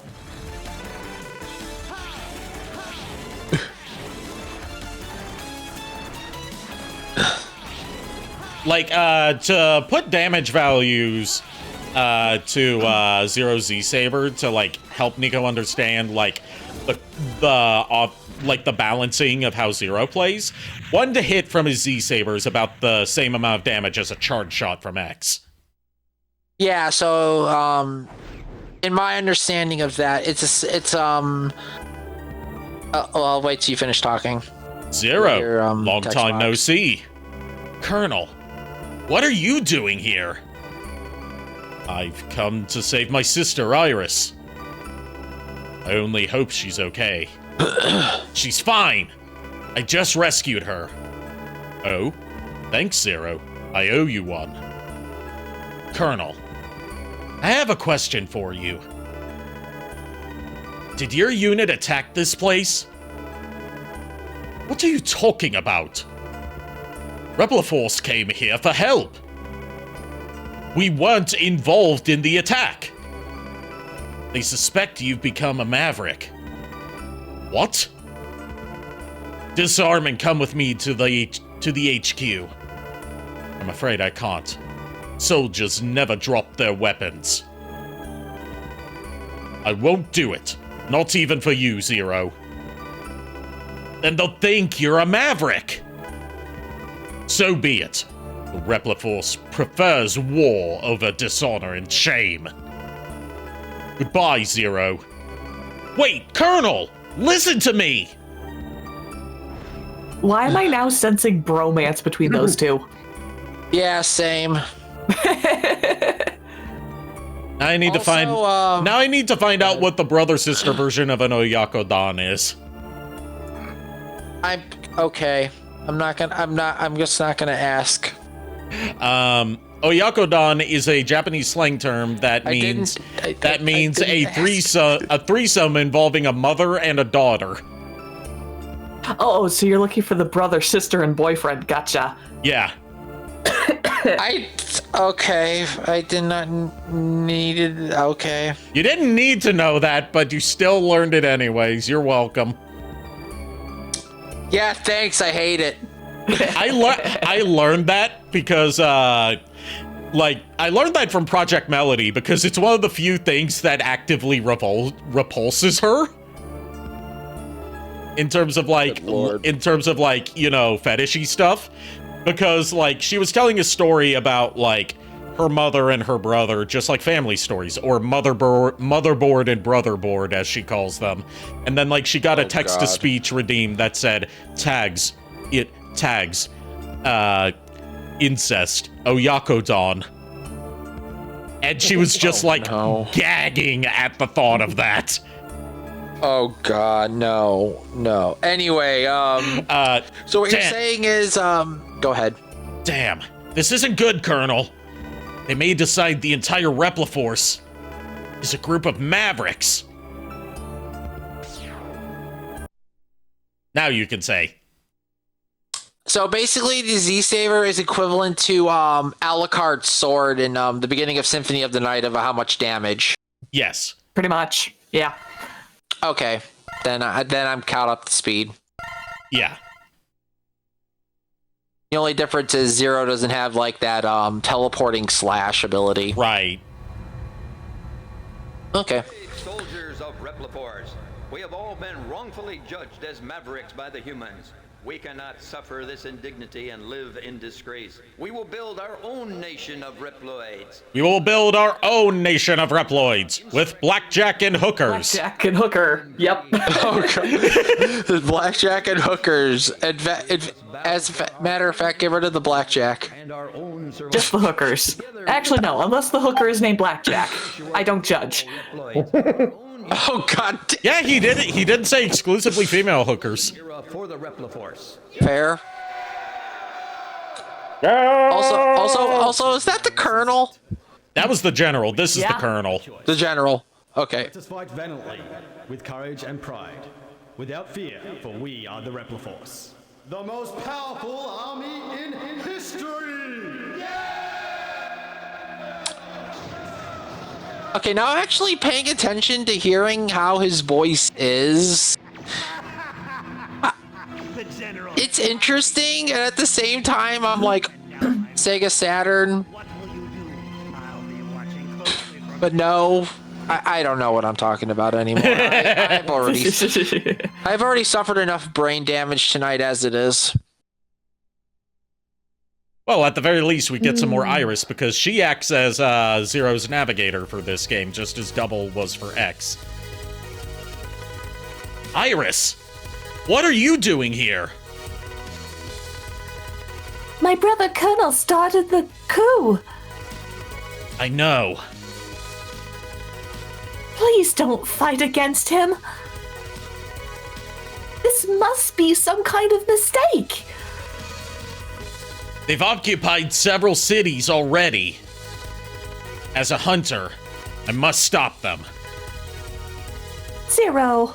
I must go now! I love how, like, his hair bristles. Yeah. He's got a glorious mane of hair. Like, goddamn. That is a ponytail. They do him so dirty in 8. I'm still upset about that. Yeah, they flattened him down. Dirty in 8. They flattened down his pony. Yeah, his ponytail's a lot more thin in X8 compared to, like, especially X4. Oh God. Yeah. They take these glorious locks that you see here, and they. Well, he doesn't see because he's blind. Oh, yeah. Let's put it this way. How to describe it? I know how Zero looks with the massive lock, so like it's okay. Yeah. I get it. Yeah, like Zero's ponytail in X8 is more like a real ponytail, and that doesn't maintain that volume. Okay, so basically they thinned it out and literally made it Yeah, it's part of, like, in X8, everyone gets, like, slimmed down and streamlined. Okay. You also don't have, like, those big, bulky arms and legs in X8 like you do in the earlier X games, and even the classic Mega Man games. I'm like, also starting to like Iris a little bit. Yeah, Iris is adorable. There's a reason that a lot of people have her as their waifu. I mean, for me, it's more so Protect. Yeah. And,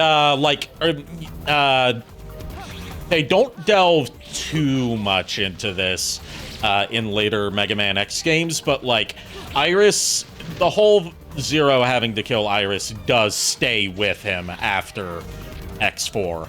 Like, it's something that he's not going to let himself live down. Yeah, I would imagine, because again, he had to kill someone he truly loved. So yeah, that's something you do not that's something that does not wash away. Yeah, and he notably gets, like, a lot more, like, stoic after X4. Yeah. Or at least I noticed it. I don't know if it was intentional, or if it was just differences in the localization teams between X4 and later X games. But he seems a lot more, like, stoic, and, like, the only character that he really, like, shows, you know, signs of, like, I'm happy to be around you guys, is with X, and then later Axel. I was gonna say, if anything, instead of stoic, it's more like distant. Like, he's distant from a lot of people. Except for 2 people.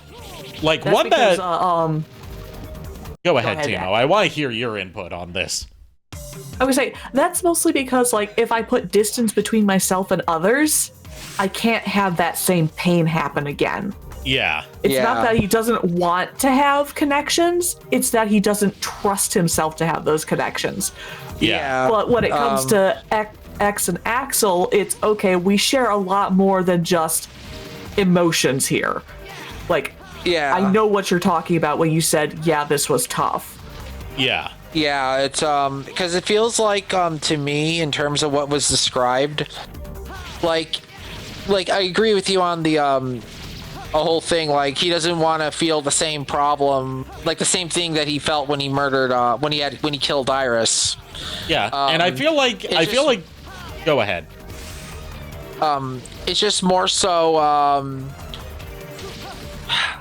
like, he feels more like he has to cut himself off from everything else because, again, he doesn't like you guys said, he doesn't want to like have that same feeling of what happened with Iris, and I think he trusts X and Axel more because, like, again, similarities of what they've been through, like, even if it's not the same, like, there are similarities there, and they trust them like almost like a brothership or a kinship in a way. Yeah, and there's also a second thing that happens, like, with his interaction with Sigma in this game that also, like, triggers sort of like a, like, if someone needs to be sacrificed, he will be the first one to offer himself up.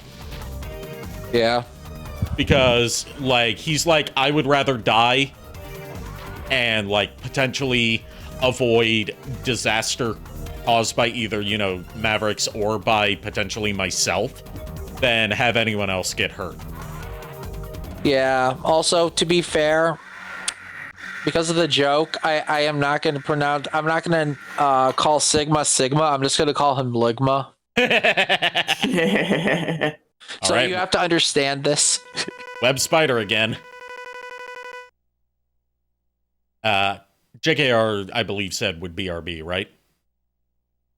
I'm still here. It's just a case where it's like, I haven't really had a chance to say anything. I was going to hop off because I have a class in the morning. Okay. I'll take over, I'll take over, boys. Me and Timo will take care of this because we're not going to be doing this for much longer. We're not going to go through his whole campaign. Yeah. Like, my class starts at, like, I think 9:30, and it's an online course, but it's an online course. Yeah. It's online? It's a Zoom course, so I will have, like, a set time frame to actually be on the computer. Yeah. But I have to get some sleep because my alarm goes off at 7 in the morning. No, go get your put together enough. Yeah. Go get your rest. Go sleep, man. Yeah. Thanks for stopping by, and thanks for voice acting this with me. Hey, no worries. And for nerding out with me. Yeah, dude, I love doing this. It's just like, I really cannot keep it up right now. I gotta go. Yeah, I getcha. Yeah, go get some rest, my dude. I'll talk to you later about some things regarding the Pokemon D&D because I need to make an edit on Gardevoir. Gotcha. I'll talk to you some other time. I'll be on sometime tomorrow afternoon. I've got, like, back-to-back things, but definitely sometime around, like, 1:30, 2 o'clock, I should be available to talk. Yeah, I should be available around then too. Okay, we'll try and meet up then. Get some sleep, and thanks. Good luck with the evil maths. Oh, jeez, yeah. Have a good night, guys. Good night. Night. Zero. I've been expecting you. Spider, you work for the Repliforce? Yes, I lead a renegade unit now. There's still time. Call off the coup. No, I know where my loyalties lie. Oh, God. I can only hear Spider say, "I'm so infectious." God forbid. Like, I cannot unhear that.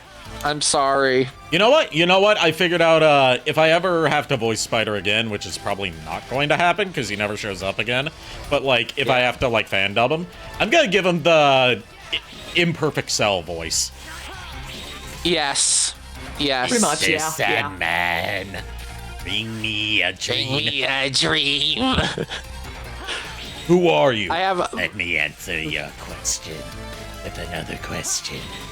Wanna see me drink this guy? Drink this guy? I was gonna say that. I was just like waiting for it. Beep. Beep. Beep. Beep. Beep. Beep. Beep. Beep. Beep. Beep. Beep. Beep. Beep. Okay, so North Town is to the south. West South Town is to so South Town is to the north. East Town is to the west, and West Town is also to the north. Where the fuck am I? Fuck am I?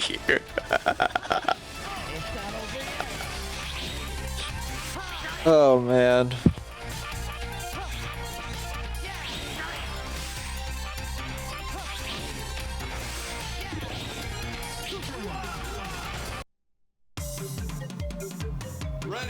Yeah, I can't wait for more Dragon Ball Z Abridged watch along, just because I want to see Furret's reactions to, especially Imperfect Cell. He's such a chaotic gremlin. I know you said you didn't watch all of any of the Yu-Gi-Oh! Abridged. You only know like some like. I've seen a couple episodes that like a friend of mine in middle school showed to me, but I never like sat down and watched the series. We need to do a watch along of that. Yeah. And Kier, when he's able to get back online, wants to do a watch along of Team 4 Star's new Sailor Moon Abridged. Oh god, I've seen clips of that. It's so fucking good. Oh my god, yeah. Holy cat of talking balls.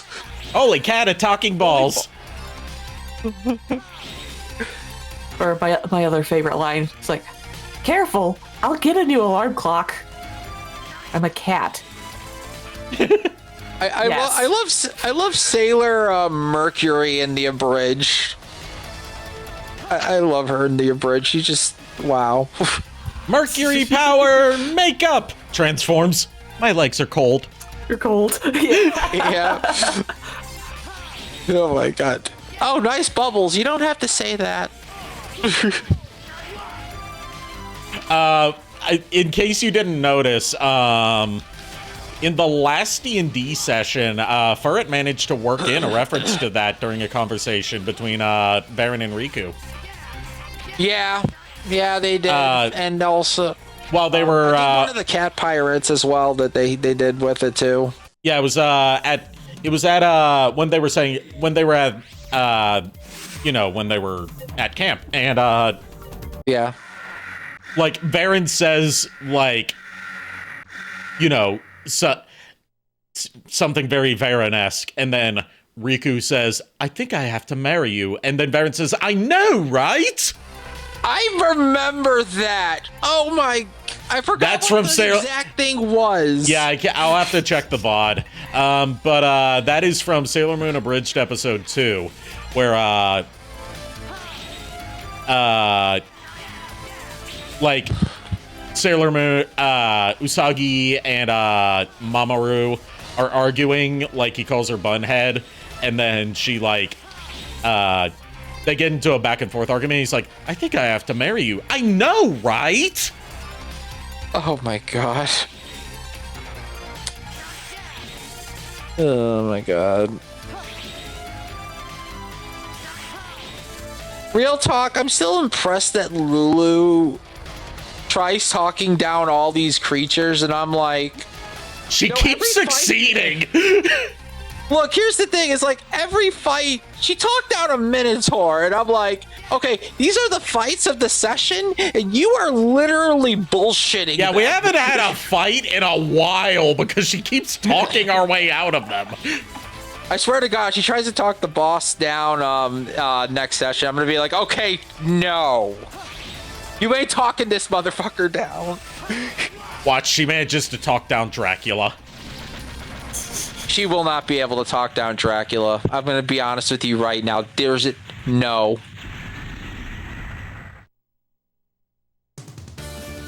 There's a reason why in D&D there are certain creatures that have legendary resistances and legendary actions. Yeah, keeps it fun. Yeah, basically it's like, I'm gonna talk Dracula down, roll a 20. Yeah, no, legendary resist, you automatically rolled a 1. So we got our first special technique, Raijingeki, which lets you shoot a, thrusts the Z-Saber forward while standing still, and it becomes enveloped in lightning and deals chip damage. Yeah. As well as, massive damage on the initial impact. It's the weakness for a few bosses in that Zero's weird to play as, in that he doesn't have a defined weakness order to follow, because not all bosses give you things that are weaknesses. I was gonna say, the lightning attack, is it lingering, or is it just like one bolt and that's it? It's one bolt, but it deals multiple hits as long as the animation's happening. Okay, so it's lingering a little bit. Yeah, okay. kind of lingering. It's until the animation of him thrusting forward and then retracting finishes. It can deal multiple hits against one boss or enemy. Okay, so it's basically the aside from it not being a projectile, it's basically it's the crucifix subweapon from Castlevania, essentially, in terms of like multi-hit. Yeah, even in terms of the distance it covers. That's a long distance. Yes, but you have to be planted on the ground. You can't use it while moving or in midair. Okay, so you have to be stationary in order to use it. All yeah, right. which leaves you a sitting duck. Yeah, because I was gonna say that'd be kind of overpowered if you're able to use it while moving. Yeah, and you cannot. We are going to go after. See, we're going to break the weakness order by going after... Actually, no, we're not going to break the weakness order. We're going to go after Slash Beast next, because he gives you a good movement upgrade, I believe. Okay. Either that or it's like a dashing attack. Yeah, the weakness order is also a little different. In that some bosses don't have defined weaknesses to Zero's attacks, but others are like weak to multiple things or weak to different things entirely. Like Cyber Peacock in X's playthrough, his weakness was Soul Body.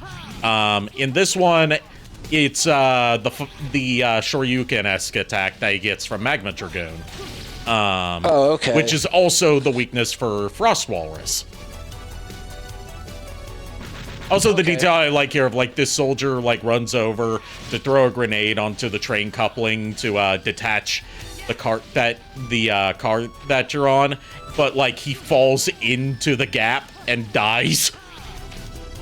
I also like the fact that we just stand and watch. Yeah, and, the later guys, they managed to, recover their footing and not fall in and die. Because they just saw the first guy fall in and die. They're like, nope, not doing that. There needs to be the 3 feet. There needs to be there needs to be a Wilhelm scream or something, ah! Or something or whatever as he falls in. Yeah. I think it's called the Wilhelm scream. I don't. Yeah, remember. It's the Wilhelm scream. Yeah, There's a few stock Okay, Hollywood screams. That specific one is Wilhelm. Okay, so I'm remembering correctly. All right. There's another one called the Howie scream that's used a lot, and it's the one that goes yeah.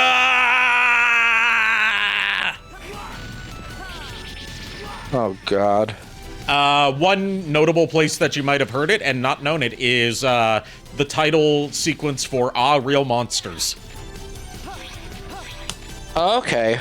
The scream that plays at the end when the title comes up, that's the Howie scream.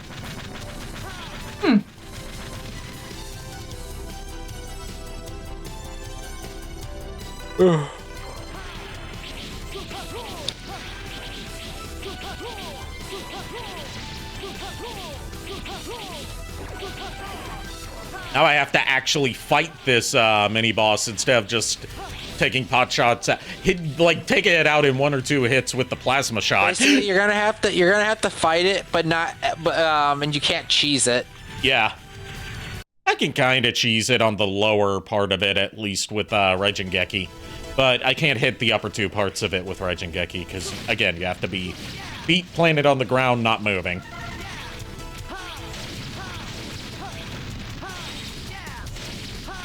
And another thing for the weakness chain with Zero is that not all boss weaknesses in his playthrough have the Spark Mandrill effect. It will deal increased damage, but it won't like make them get stuck in a loop or like play a weakness animation. They'll just tank the hit. All right.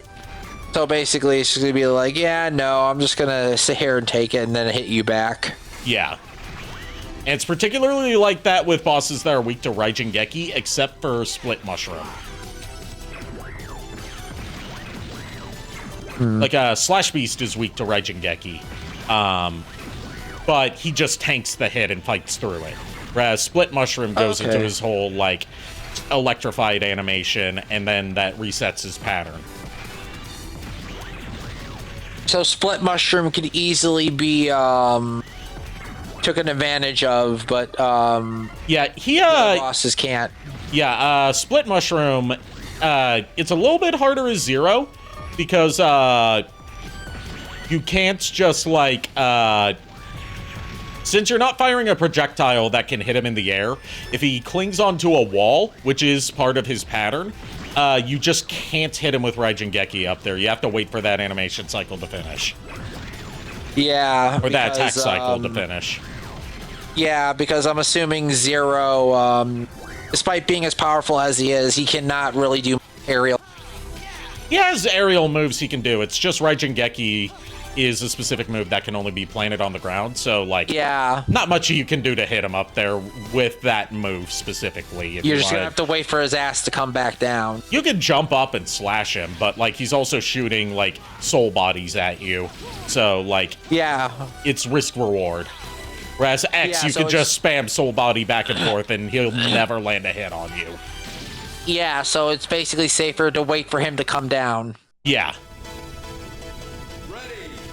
I wanted to get back into, like, you know, a little bit going back to the discussion of, like, how Zero, like, only shows, like, a sense of connection and comfortableness with, X and, Axel later on. Axel. And, like, it's been established since, X1 that X and Zero are, like, best friends. Yeah. That's obviously already there.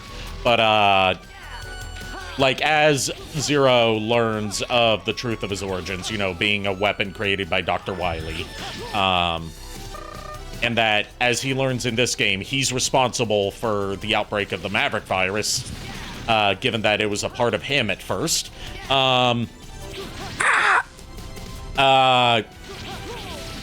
Like, X doesn't have concrete memories of, like, being created by Dr. Light, and he doesn't know what his purpose in this world is.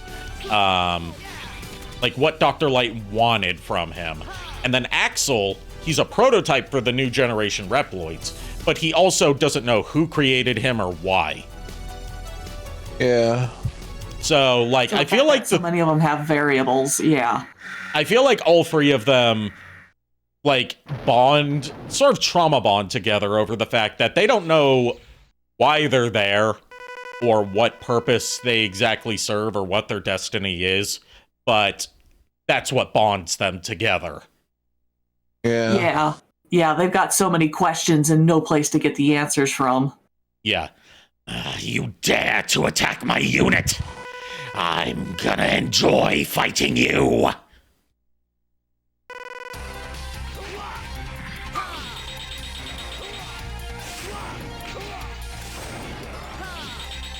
This is what I'm talking about, where, like, he'll tank the hit, even if it does deal enhanced damage against him.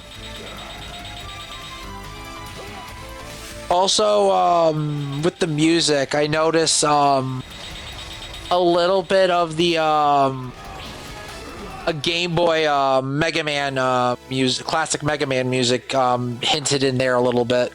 Yeah, I never noticed that before. Like, I can tell because I was like, wait a minute, and I'm like, oh, there's a little bit of, like, the original Game Boy Mega Man in there, and I'm like, okay. I haven't played much of the original Game Boy Mega Man, so I'll have to look back at that. I wouldn't be surprised if it was there, because, like, X8, Mega Man 8, Mega Man X4, and Mega Man X5 had a lot of callbacks to classic Mega Man. Because they were, well, X5 was meant to be the end of the X saga and tied together, like, some stuff from classic Mega Man. And Mega Man 8 and Mega Man X4 were like a two-pronged celebration of Mega Man's 10th anniversary. Okay. Yeah, because like Mega Man came out in like 87, I believe. Yeah, it was 87 and this was 97, so 10 years. Which like means next, that's the reason why like the international release of Mega Man 8 was called Anniversary Edition. Which also means next year would be 40 years of Mega Man next year. Yep, that's also why they're advertising they're doing another Mega Man game. Yep. The Mega Man Dual Override was revealed at the Game Awards as a 40th anniversary title. Yep. Although we have seen some internal leaks, like if you follow like the crumbs of Mega Man news that sprinkle out unintentionally, that have so far all proven to be right, except for Rockman Tyson, that just fucking went nowhere. About like Dual Override's going to be the main, big anniversary title, but it's not the only game thing we're getting for the anniversary. And the only thing that people think of that could be left for like what's left to release in the 40th anniversary to pad out the release schedule that's not Dual Override is Legends Legacy Collection. Given that that's also the only Mega Man subseries that doesn't have a Legacy Collection yet. Yay, third time's a charm. Yeah. Yep. But yeah, we also finally got an explanation of via Proto Dude, who's like literally an insider source that we know is trustworthy for Mega Man news and rumors, because he like has a working. He doesn't work for Capcom, but he has contacts at Capcom and like has deals with Capcom staff that says like you're allowed to talk about leaks, but like you're not allowed to confirm rumors unless we've already confirmed them. But you are allowed to like hint at stuff that's coming up. So like he was in the know about Dual Override before any of us knew it, right? Yeah. Because of his his like semi-working relationship with Capcom. As the head of the world's biggest Mega Man fan site and longest running Mega Man news fan site. He revealed that the reason why we had no, like, other than Tyson being fucked, like, we don't know what Tyson was supposed to be, other than it obviously went nowhere, because its director left Capcom after being shunted onto Street Fighter 6 instead of being able to work on the game he wanted to work on. The reason why there was no Mega Man news for so long, and why it took so long, why it's going to have taken 10 years since the announcement of Mega Man 11 to get a new Mega Man game, is because they have spent the past decade teaching the Mega Man team how to work on the RE engine. Because Mega Man 11 was built on their, at the time, old as fuck, and as of now, even older as fuck, MT Frameworks engine that was used for, like, 360 and PS3 games. Yeah, so getting them updated was kind of a high priority. Yeah, and for a lot of them, this is the first RE engine game they've worked on. Since, it's not like there's been a Mega Man game in the RE engine until now. This also confirms, yes, it is running on the RE engine, because there were people thinking it might have still been MT Frameworks because of the visual similarities between what we've seen of Dual Override and 11. So that decade was not being wasted. It was being used to teach people how to effectively use the